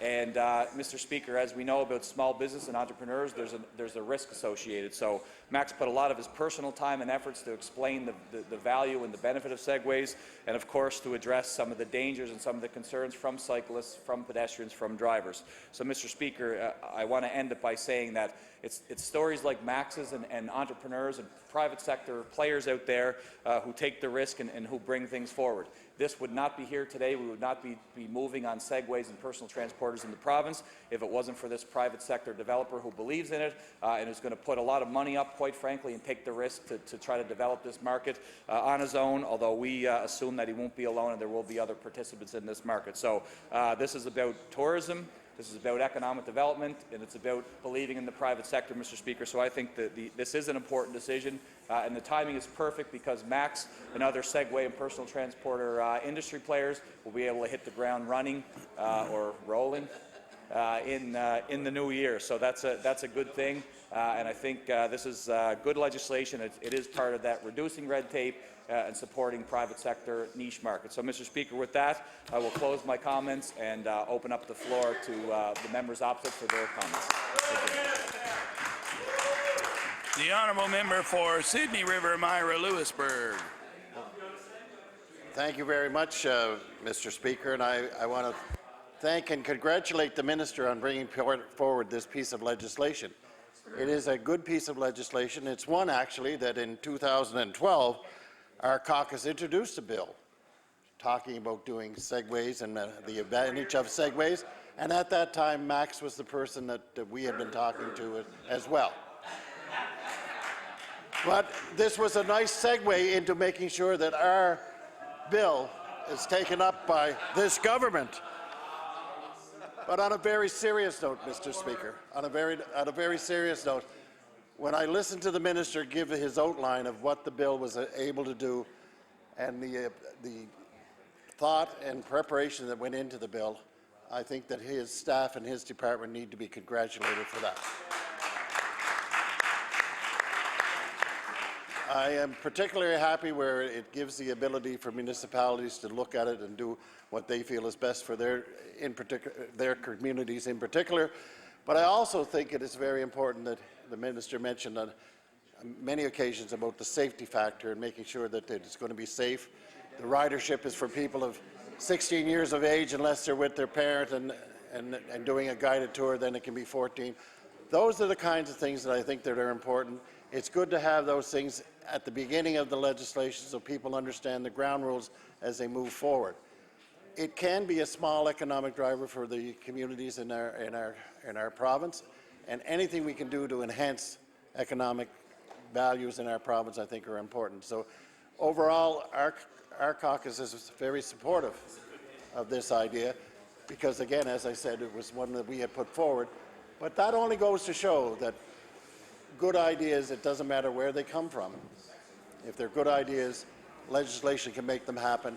And that's what's really important here. We have a piece of good legislation allowing some people to make a living doing something they think that's important. I will say that I am glad to hear there is some new technology on segways because the ones that were available 2 years ago, I couldn't test out. They didn't have the capacity that they do today. But Mr. Speaker, with those few words, I'll take my seat. But again, I want to pass on congratulations to Max for seeing this through, to the department and staff for the work that they've done, and for the minister for making sure that the follow-up was taking place. The honourable member for Queens Shelburne. Thank you very much, Mr. Speaker. I want to just a few notes on the second reading of the Motor Vehicles Act 136.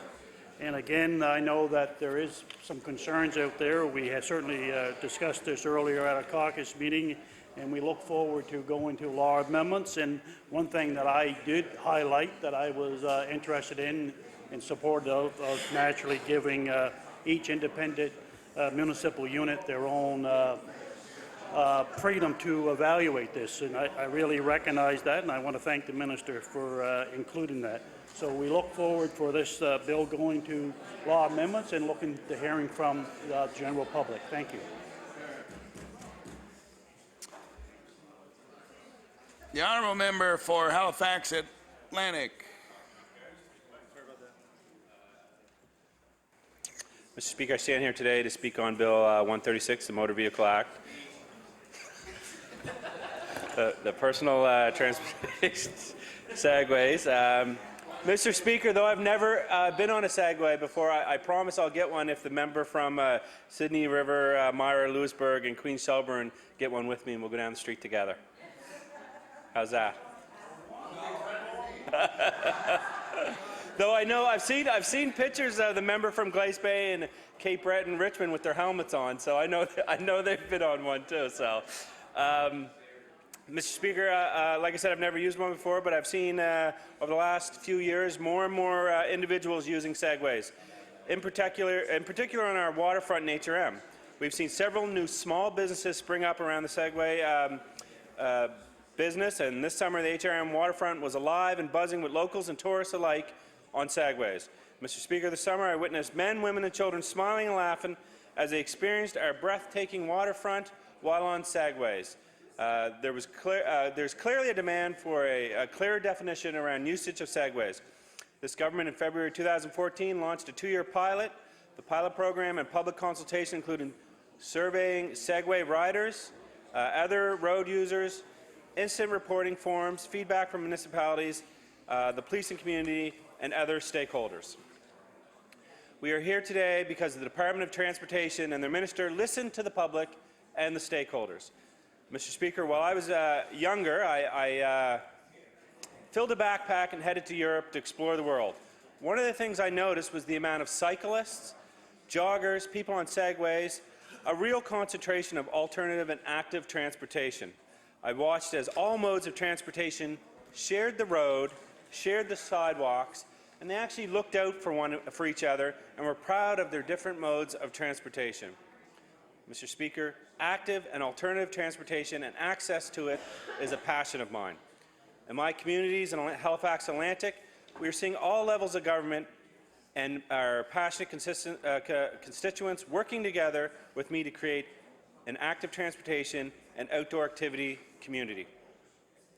Projects like the new playgrounds at the Greystone community, a new playground for the YWCA, supporting the Macintosh Run Watershed Association, which will bring a beautiful, accessible trail system throughout our community. I was proud to secure a $45,000 grant for the Long Lake Provincial Park Association. This money will go toward a family picnic area with a beautiful look-off spot and a trail system. Mr. Speaker, speaking of Long Lake, as we stand here today, work is ongoing to implement the Long Lake Provincial Park Master Plan, a plan that was designed after years of local consultation, working with our communities, the Department of Environment, DNR, Transportation, the municipality, and several other stakeholders. Our community in the last 2 years has seen investments, repairs to Crystal Crescent Beach, the Herring Cove Look-Off, two of the most visited spots in all of HRM. So, Mr. Speaker, as you can see, active and alternative transportation is a priority to myself, this government, and this piece of legislation is another indication to Nova Scotians that we are listening, we do value their ideas and input. Mr. Speaker, before I close, I want to speak of two Segway users and lifelong friends of mine, Jan Sebastian Lapierre and Chris Surratt, two amazing individuals who paddled to Sable Island to raise money and awareness for youth mental health. Jan and Chris will launch their first children's book this Saturday at the Halifax Regional Library. Their book is entitled A for Adventure. This children's book encourages adults and children alike to get out and be active. Mr. Speaker, if you take a moment to read the book, you will even see a Segway in it. I encourage all of you to support local and pick up a copy of A for Adventure during your holiday shopping. Thank you, Mr. Speaker. The Honourable Acting Leader of the New Democratic Party. Thank you very much, Mr. Speaker. Mr. Speaker, I just want to rise in my place for a few minutes on these changes to the Motor Vehicle Act with respect to segways, to allow the use of them on our sidewalks. And I think the previous speaker certainly hit on an issue that is of concern to me and to all of us and many people in our province with respect to the need to get people out doing more active transportation. I myself need to do more active transportation. And so there's a bit of concern has been expressed to all members of the House. I know we've all received some emails about this particular piece of legislation and whether or not it is going in the right direction, taking the province in the right direction with respect to active transportation. Certainly we see segways here in the downtown from time to time, and some of the emails we've received have expressed that they are a bit of a pain in the derriere. I don't know if that's parliamentary or not, but I figured if I said it in French, maybe I'd get away with it. But Mr. Speaker, you know, we are trying to build a more active culture, one where we get back to more active transportation, more walking, more cycling, and the less use and dependence on motorized forms of transportation.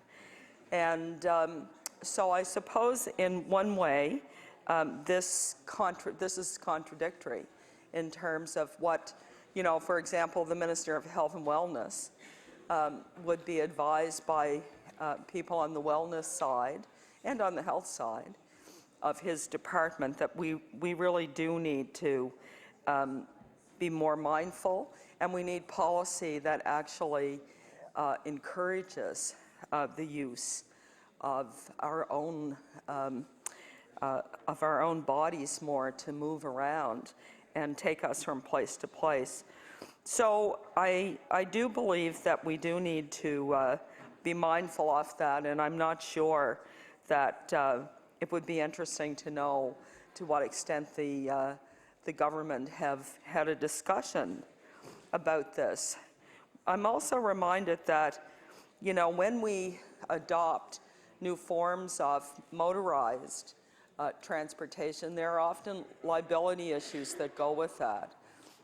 Issues of safety, issues of insurance, issues of accidents on our sidewalks, maybe collisions between persons who are on a sidewalk walking and persons who are using a motorized vehicle, and the kinds of physical harm that may result in, but also just the kinds of costs that this contribute to insurance plans and what have you. So it, you know, this may seem like a fairly innocuous, insignificant change in the Motor Vehicle Act, something that's novel, something that's a little bit trendy, but is this the trend that we want to encourage? I don't know. I think it's worthy of some debate. I don't know to the extent that there's been public consultation with respect to these changes. If there was, I missed that. You know, from time to time there are consultations that the government embarks on that I'm not aware of, but not very often. I have a pretty capable staff that bring these things to my attention. So perhaps I did miss the consultation process around this. But so I'm hoping we'll see if we have any people come forward at the Law Amendments Committee, or whether any members of the government or senior officials in, for example, the Department of Health and Wellness come forward. You know, this government cut the active transportation grants that that went to organizations like the Ecology Action Center.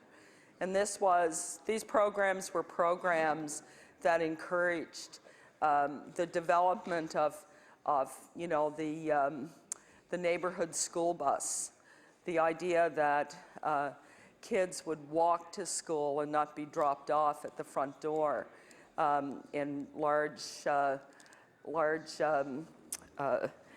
recreational vehicles.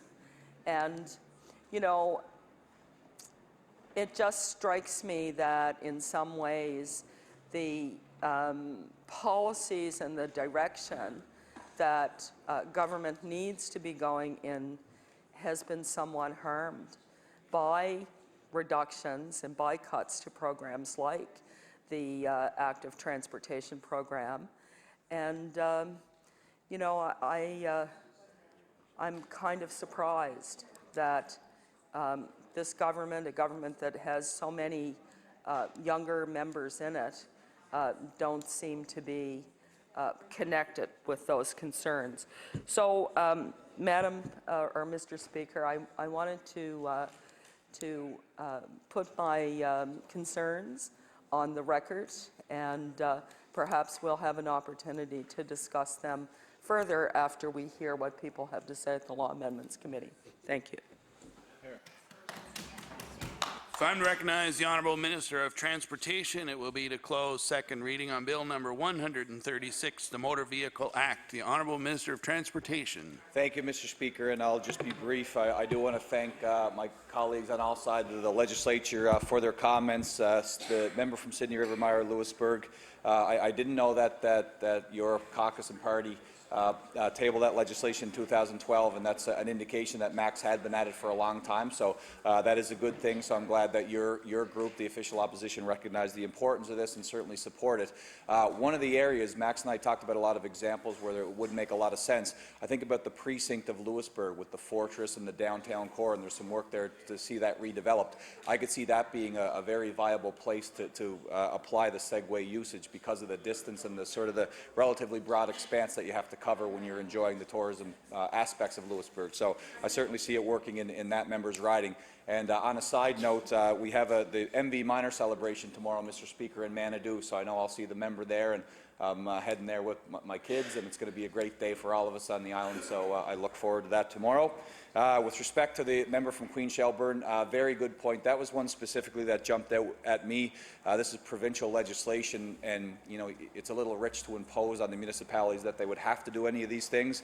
The best example from the pilot project was that when the HRM decided to support this, one of the roads they stipulated was absolutely off limits for the pilot was Spring Garden Road because of the condensed nature and because of the congestion that's there with all pedestrians, cyclists, and of course vehicles. So that's the freedom that we want to give the municipalities. So Segway Nova Scotia and all those in the industry are very clear that the municipalities have to be comfortable with this. It's one thing to have it in the downtown metro where the grid for the roads are pretty secure. When you get out into the rural areas where the infrastructure may be a little tougher, then obviously there's concerns there. So we want the municipalities to have the final say on that.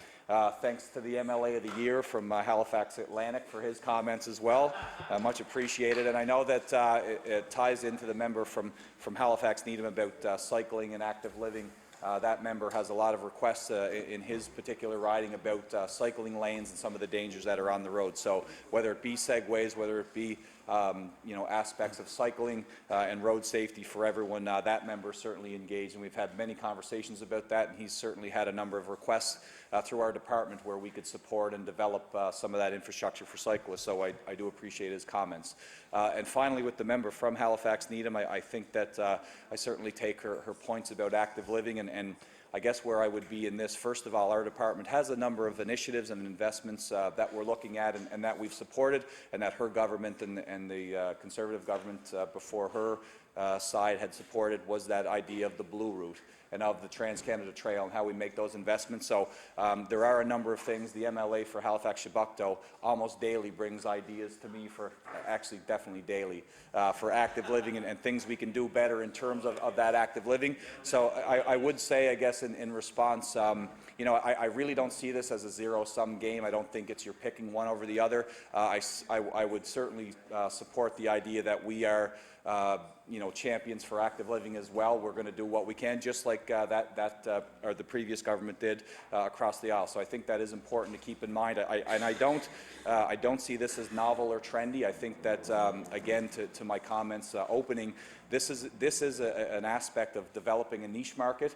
We talk about tourism, whether it be the Ivany report, of course, my colleague in the Department of Business. It's important to look at these things, reducing red tape. So you have the pilot, it works, let's go for it. So I think that there is a market here that has to be developed, or potentially, I don't think we should hamstring that if we don't have to. So we've looked at safety, we've looked at the ideas of economic development, particularly in rural areas. So I think it works from that perspective, and we'll continue to do those things that support active living, but of course when it comes to tourism and new emerging markets that we have out there, then it's certainly our responsibility to look at those, and this is just Bill 136 is one example of where we're supporting private sector, and Max Rostelli, Segways Nova Scotia, and all of those entrepreneurs who are going to look at personal transporters in the future. And again, on a final comment to the member from the NDP, the acting leader, I also look forward to law amendments to see what the comments are. I did receive some emails as well.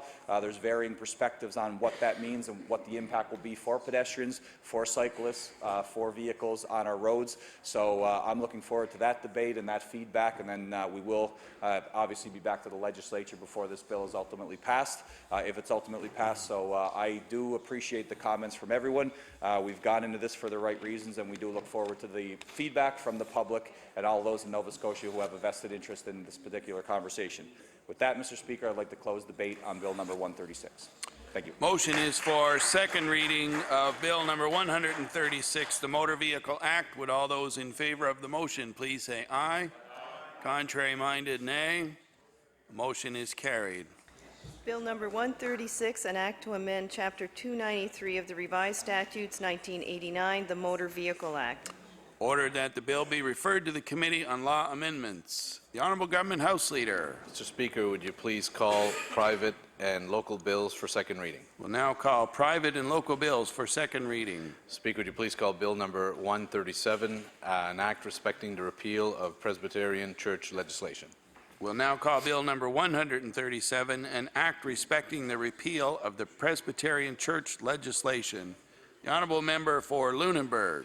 Thank you, Mr. Speaker, and I'm pleased to rise today to speak on Bill number 137, an act respecting the repeal of Presbyterian Church legislation here in Nova Scotia.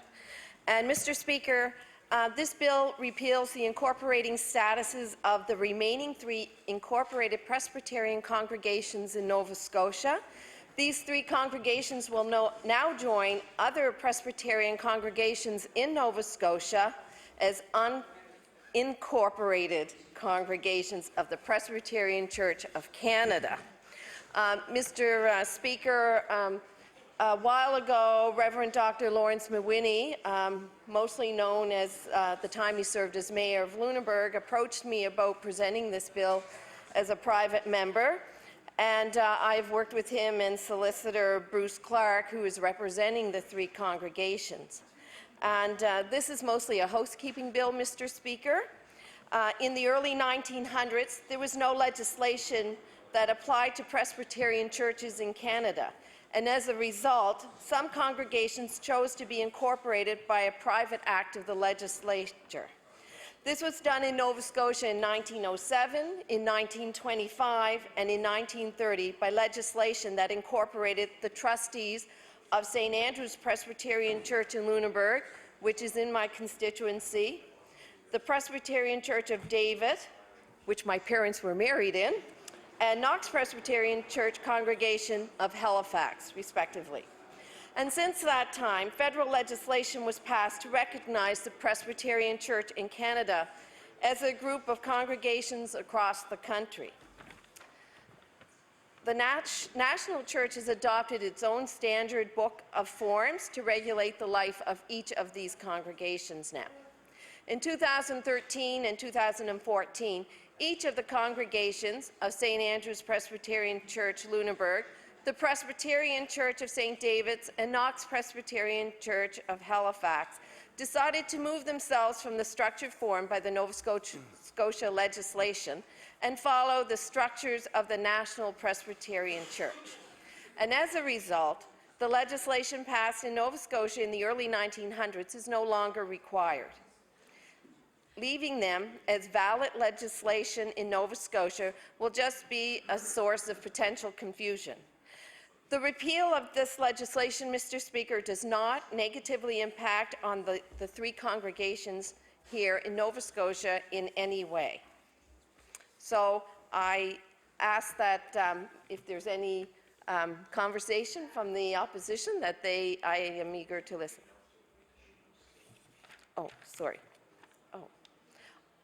I now move that Bill 137 be read a second time. Motion is for second reading of Bill number 137, an act repealing the repeal of Presbyterian Church legislation. Would all those in favor of the motion please say aye? Aye. Contrary-minded, nay. Motion is carried. Bill number 137, an act respecting the repeal of Presbyterian Church legislation. Order that the bill be referred to the Committee on Private and Local Bills. The Honourable Government House Leader. Mr. Speaker, would you please call public bills for 3rd reading? Now call public bills for 3rd reading. Would you please call Bill number 126, the Pooled Registered Pension Plans Act? Now call Bill number 126, the Pooled Registered Pension Plans Act. The Honourable Minister of Finance. Thank you, Mr. Speaker. I move that Bill 126 be now read a 3rd time and do pass. Mr. Speaker, with the passage of this bill, the Pooled Registered Pension Plans, PRPP regulations will be finalized, and employers, employees, and the self-employed will soon have access to a low-cost, regulated pension option. Mr. Speaker, PRPPs are a new type of voluntary savings plan that may benefit workers who do not currently have a pension plan and those who are self-employed. PRPPs are designed to be easy for employers to set up and more flexible and portable than traditional pension plans. Mr. Speaker, the proposed amendments will allow money from PRPPs to flow into retired savings arrangements under the Pensions Benefits Act. This will ensure that workers have consistent options and protections when they retire, regardless of whether they have been saving through defined contribution pension plan or a PRPP. With that, Mr. Speaker, I look forward to hearing further comments from my colleagues in the legislature. Thank you.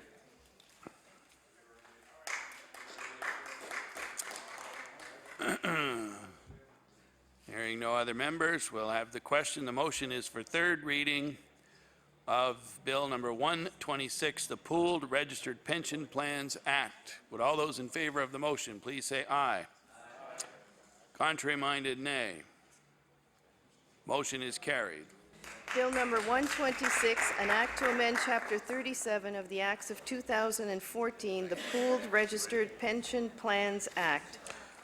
Ordered that the bill do pass and the title be as read by the clerk. Ordered that the bill be engrossed. The Honourable Government House Leader. Speaker, would you please call Bill number 122, the Interjurisdictional Support Orders Act? We'll now call Bill number 122, the Interjurisdictional Support Orders Act. The Honourable Minister of Justice.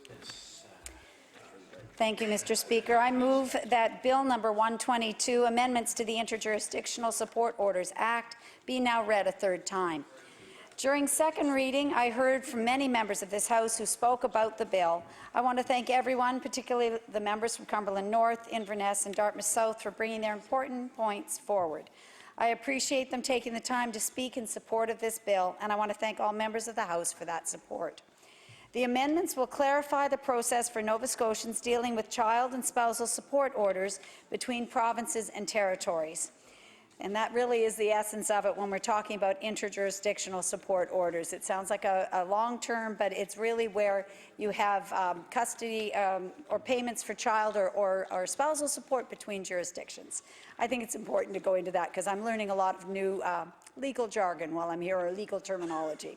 So it will prevent an unnecessary notice requirement that would increase case processing time and costs for parents and children looking to collect support payments.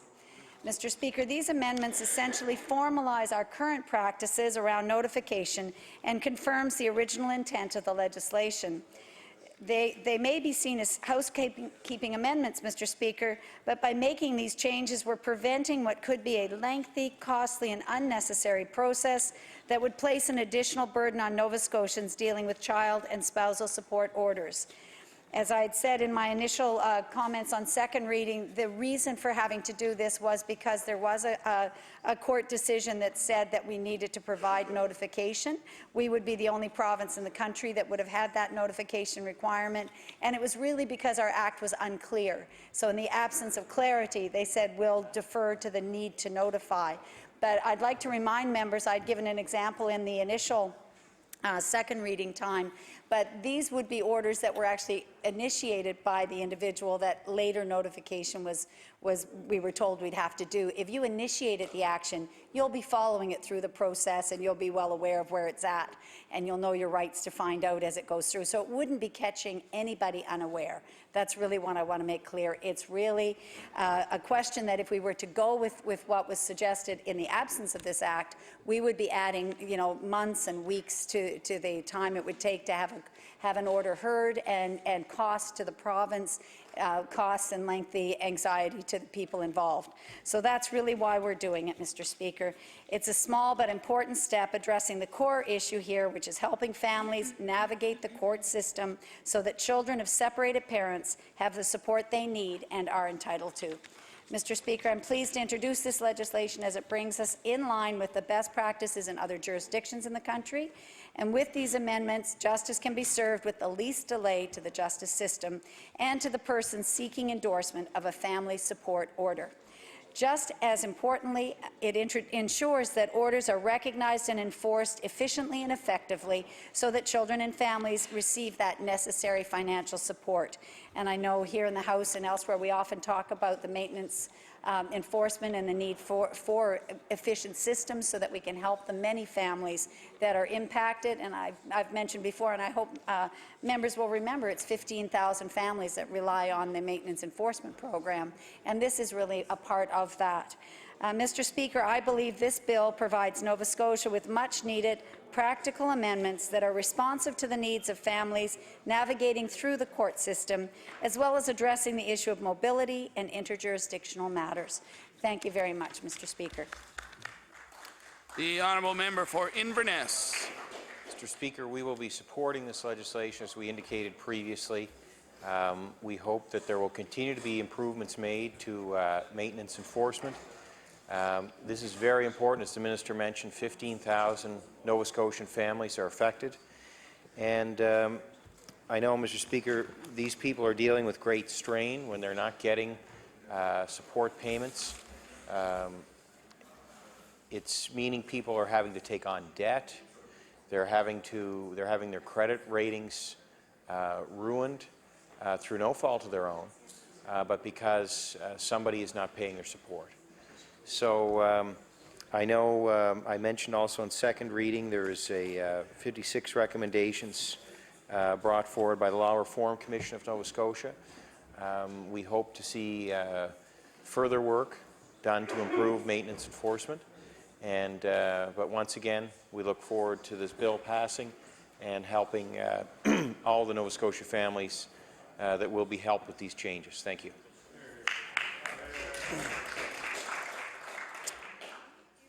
If I'm to recognize the Honourable Minister of Justice, it will be to close third reading on Bill number 122, the Interjurisdictional Support Orders Act. The Honourable Minister of Justice. Thank you very much. And again, I appreciate the support from the critics for justice and the opposition parties. I think this is an important and will make a difference as we go forward. So with that, I'd like to close third reading of this act, the Bill 122. Motion is for third reading of Bill 122, the Interjurisdictional Support Orders Act. Would all those in favor of the motion please say aye. Contrary-minded, nay. Motion is carried. Bill number 122, an act to amend Chapter 9 of the Acts of 2002, the Interjurisdictional Support Orders Act. Ordered that the bill do pass and the title be as read by the clerk. Ordered that the bill be engrossed. The Honourable Government House Leader. Speaker, would you please call Bill number 123, the Paramedics Act? Now call Bill number 123, the Paramedics Act. The Honourable Minister of Health. Thank you, Mr. Speaker. I move that Bill 123, an act respecting the practice of paramedicine, be now read a third time and do pass. During second reading, Mr. Speaker, the member from Hants West noted that Bill 123 made no reference to paramedics working in the communications centre, the men and women who direct responses to 911 calls and the like. Bill 123 would not require emergency medical dispatchers or medical first responders to be registered and licensed by the proposed Paramedics College. Under the Emergency Health Services Act, emergency medical dispatchers are currently registered through EHS and medical first responders are registered by EMC. Bill 123 in no way affects the registration practices for emergency medical dispatchers or medical first responders.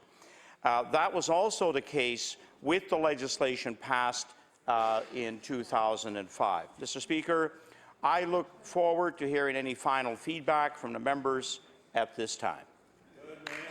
The Honourable House Leader for the Official Opposition. Well, thank you very much. And of course, it's my pleasure to stand and speak just a few moments on this bill.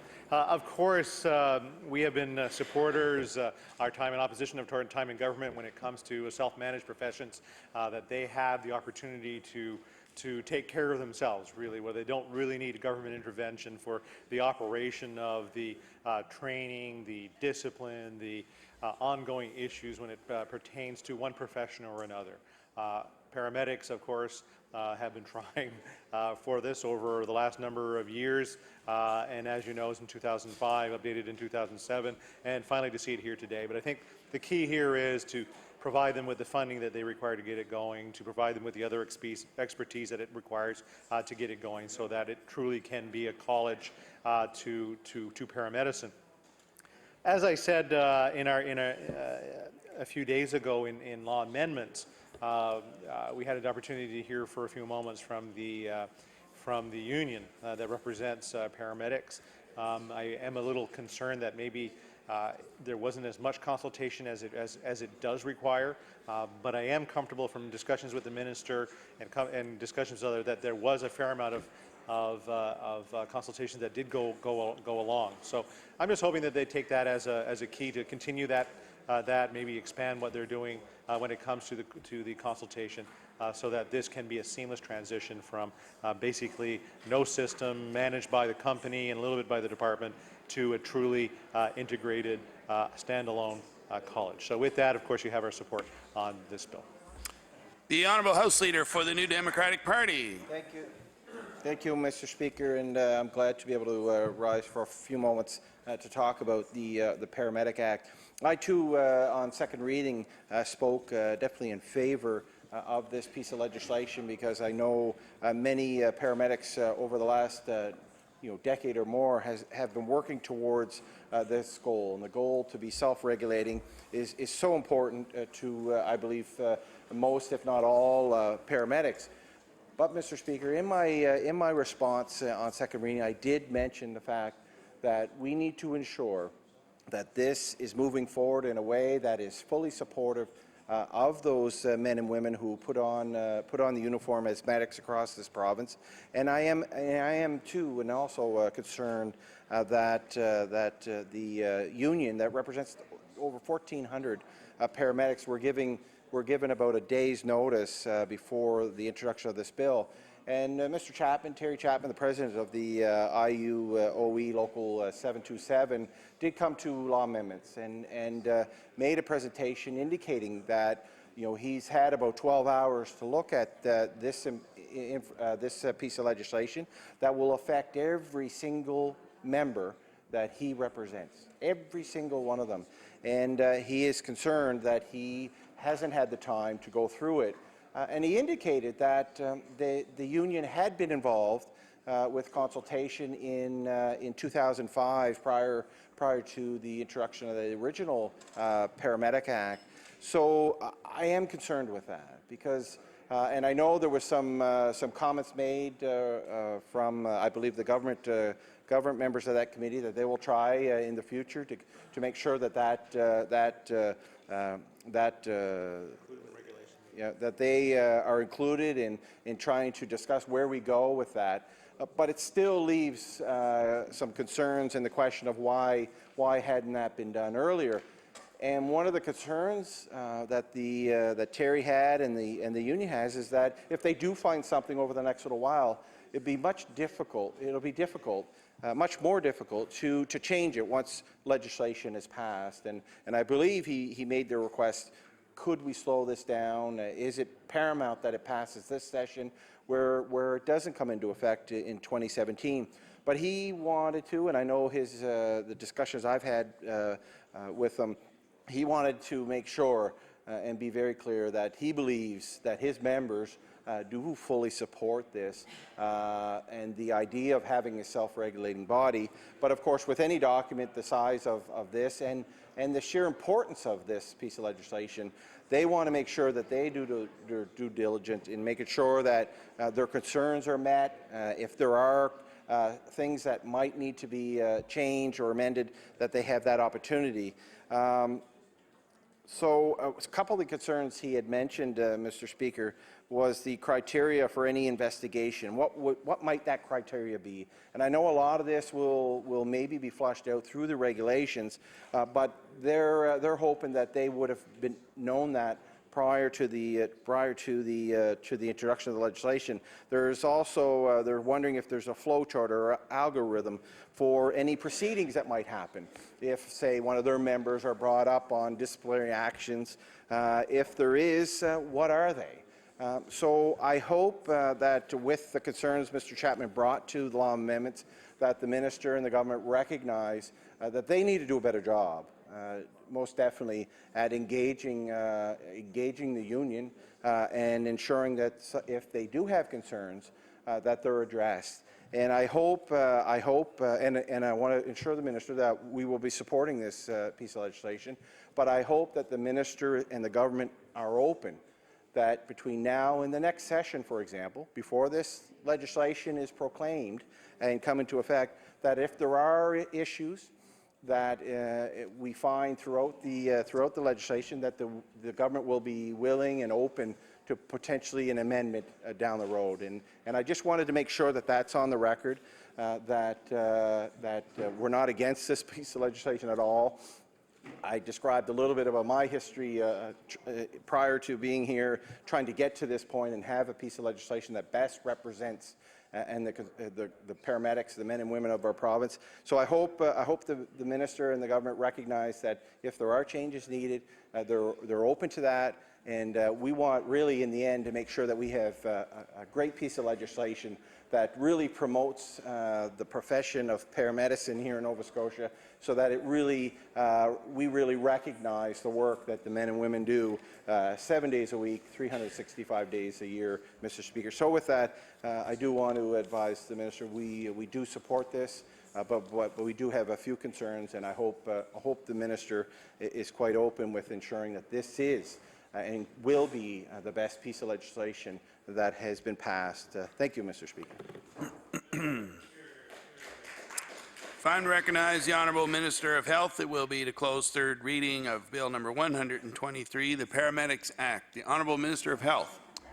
Thank you very much, Mr. Speaker. And I want to first say how pleased that I am to have two colleagues here in the House that could make very, very insightful remarks. The member for Sackville-Cobequid and the member for Hants West, who during second reading did outline a few of those areas that do need perhaps some attention before this all takes place and we have a college in April of 2017. So I really do appreciate those comments. And as the member for Argyll-Barrington said, part of the problem in the past was that trying to do this piece of work without putting some of the funding, perhaps, and expertise in place to get it realized. So, over the last year and a half, working on this piece of legislation, and we all know that seldom does a piece of legislation come forward that is perfect, and I'm certainly open to the comments from Mr. Chapman that he made in law amendments and from the members opposite. And if an amendment is required to strengthen the bill, I'm certainly prepared to entertain that. I feel, however, having the support of the paramedics and the consultation with them really was a point, in fact, along the way, which determined that this will go forward. On a ministerial level, one of the drivers for me to bring this piece of legislation, brought forth first by the Conservatives in 2005, and to bring it to reality, was that I was only in office a short time when an issue arrived on the minister's desk which had college written all over it, that I should not have any say and execution of a determination on or kind of an adjudication really on an issue that was all, in fact, what the college should be doing. So I'm pleased to be able to say we're moving forward. I thank the opposition parties for supporting the legislation. And with that, Mr. Speaker, I would like to move third reading of Bill number 123. Motion is for third reading of Bill number 123, the Paramedics Act. Would all those in favor of the motion please say aye. Aye. Contrary-minded, nay. Motion is carried. Bill number 123, an act respecting the practice of paramedicine. Ordered that the bill do pass and the title be as read by the clerk. Ordered that the bill be engrossed. The Honourable Government House Leader. Speaker, would you please call Bill number 124, the Social Workers Act? We'll now call Bill number 124, the Social Workers Act. The Honourable Minister of Community Services. Thank you, Mr. Speaker. I rise to move Bill number 124, an act to amend the Social Workers Act, be read a third time and do pass.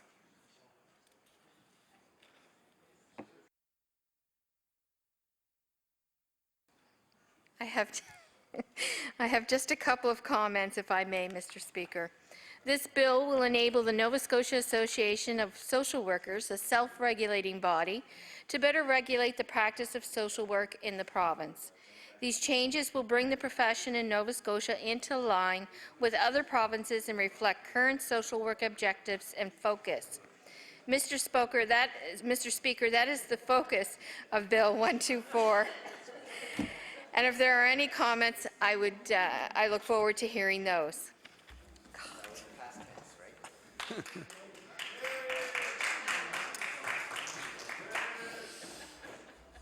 Barring no other comments, if I'm to recognize the Honourable Minister of Community Services, it'll be to close third reading on Bill number 124, the Social Workers Act. The Honourable Minister of Community Services. Thank you, Mr. Speaker. We believe that this will support the Nova Scotia Association of Social Workers to be better self-regulating.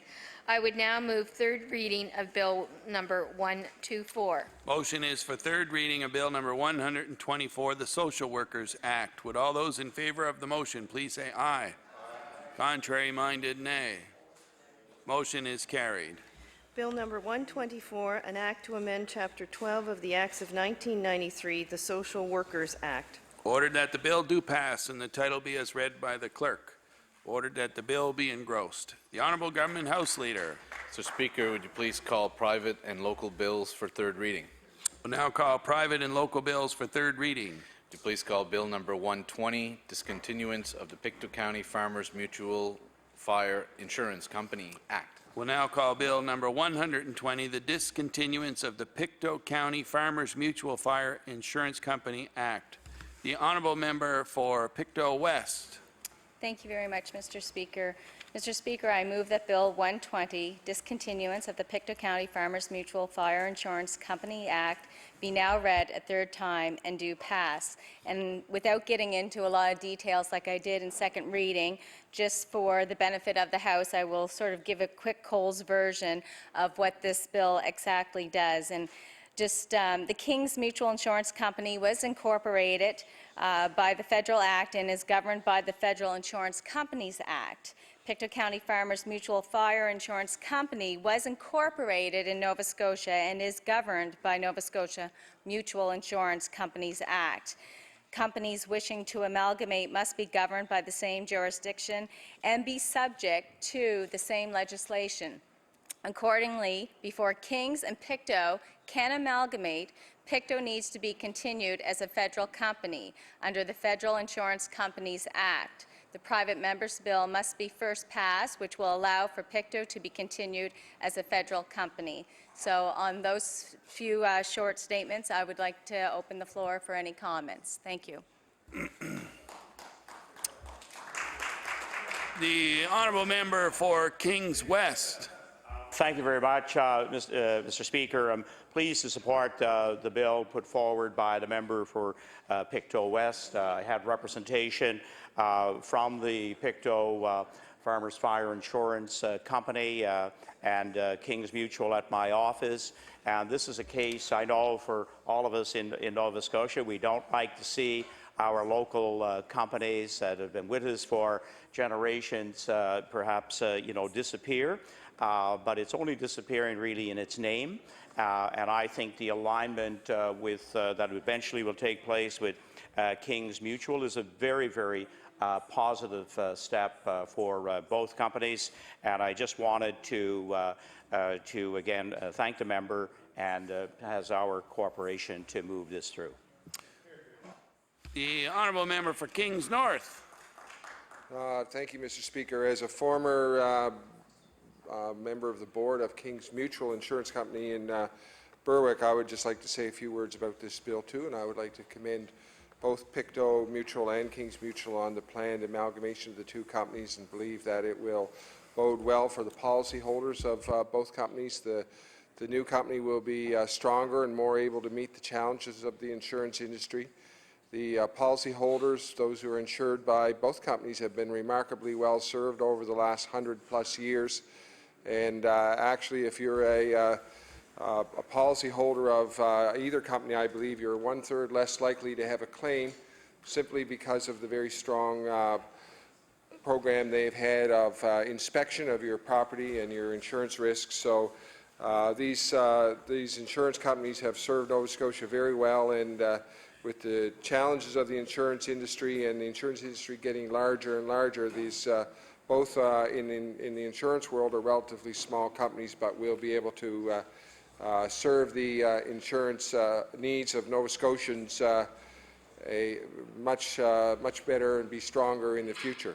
I will point out both are true mutuals, and that is if you are a policyholder of either company, you are an owner of the company. So it's a wonderful success story in Nova Scotia, both companies, and in fact there are four of these mutuals. There's also Antigonish Farmers Mutual and Clare Mutual in the province, and all of them are true mutuals where if you're a policyholder, you're a shareholder. So I want to wish both companies, all four companies, and the new amalgamated company, when that does happen, all the best for their continued success in the future. Thank you.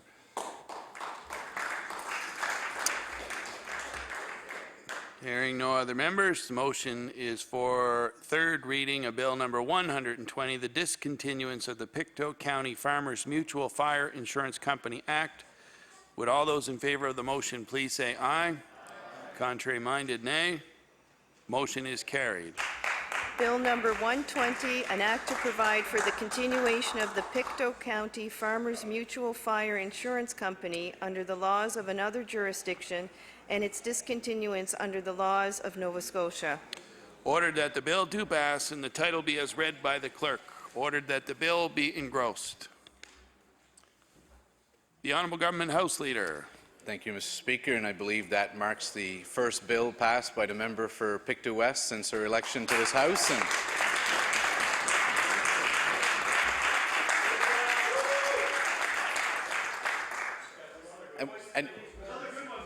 And we look forward for many more to come from the honourable member. Mr. Speaker, that does conclude the government's business for today. The House will meet again. I guess before that, I should advise for all members of the House and for those following that the Law Amendments Committee will meet on Monday, December 30th at 1.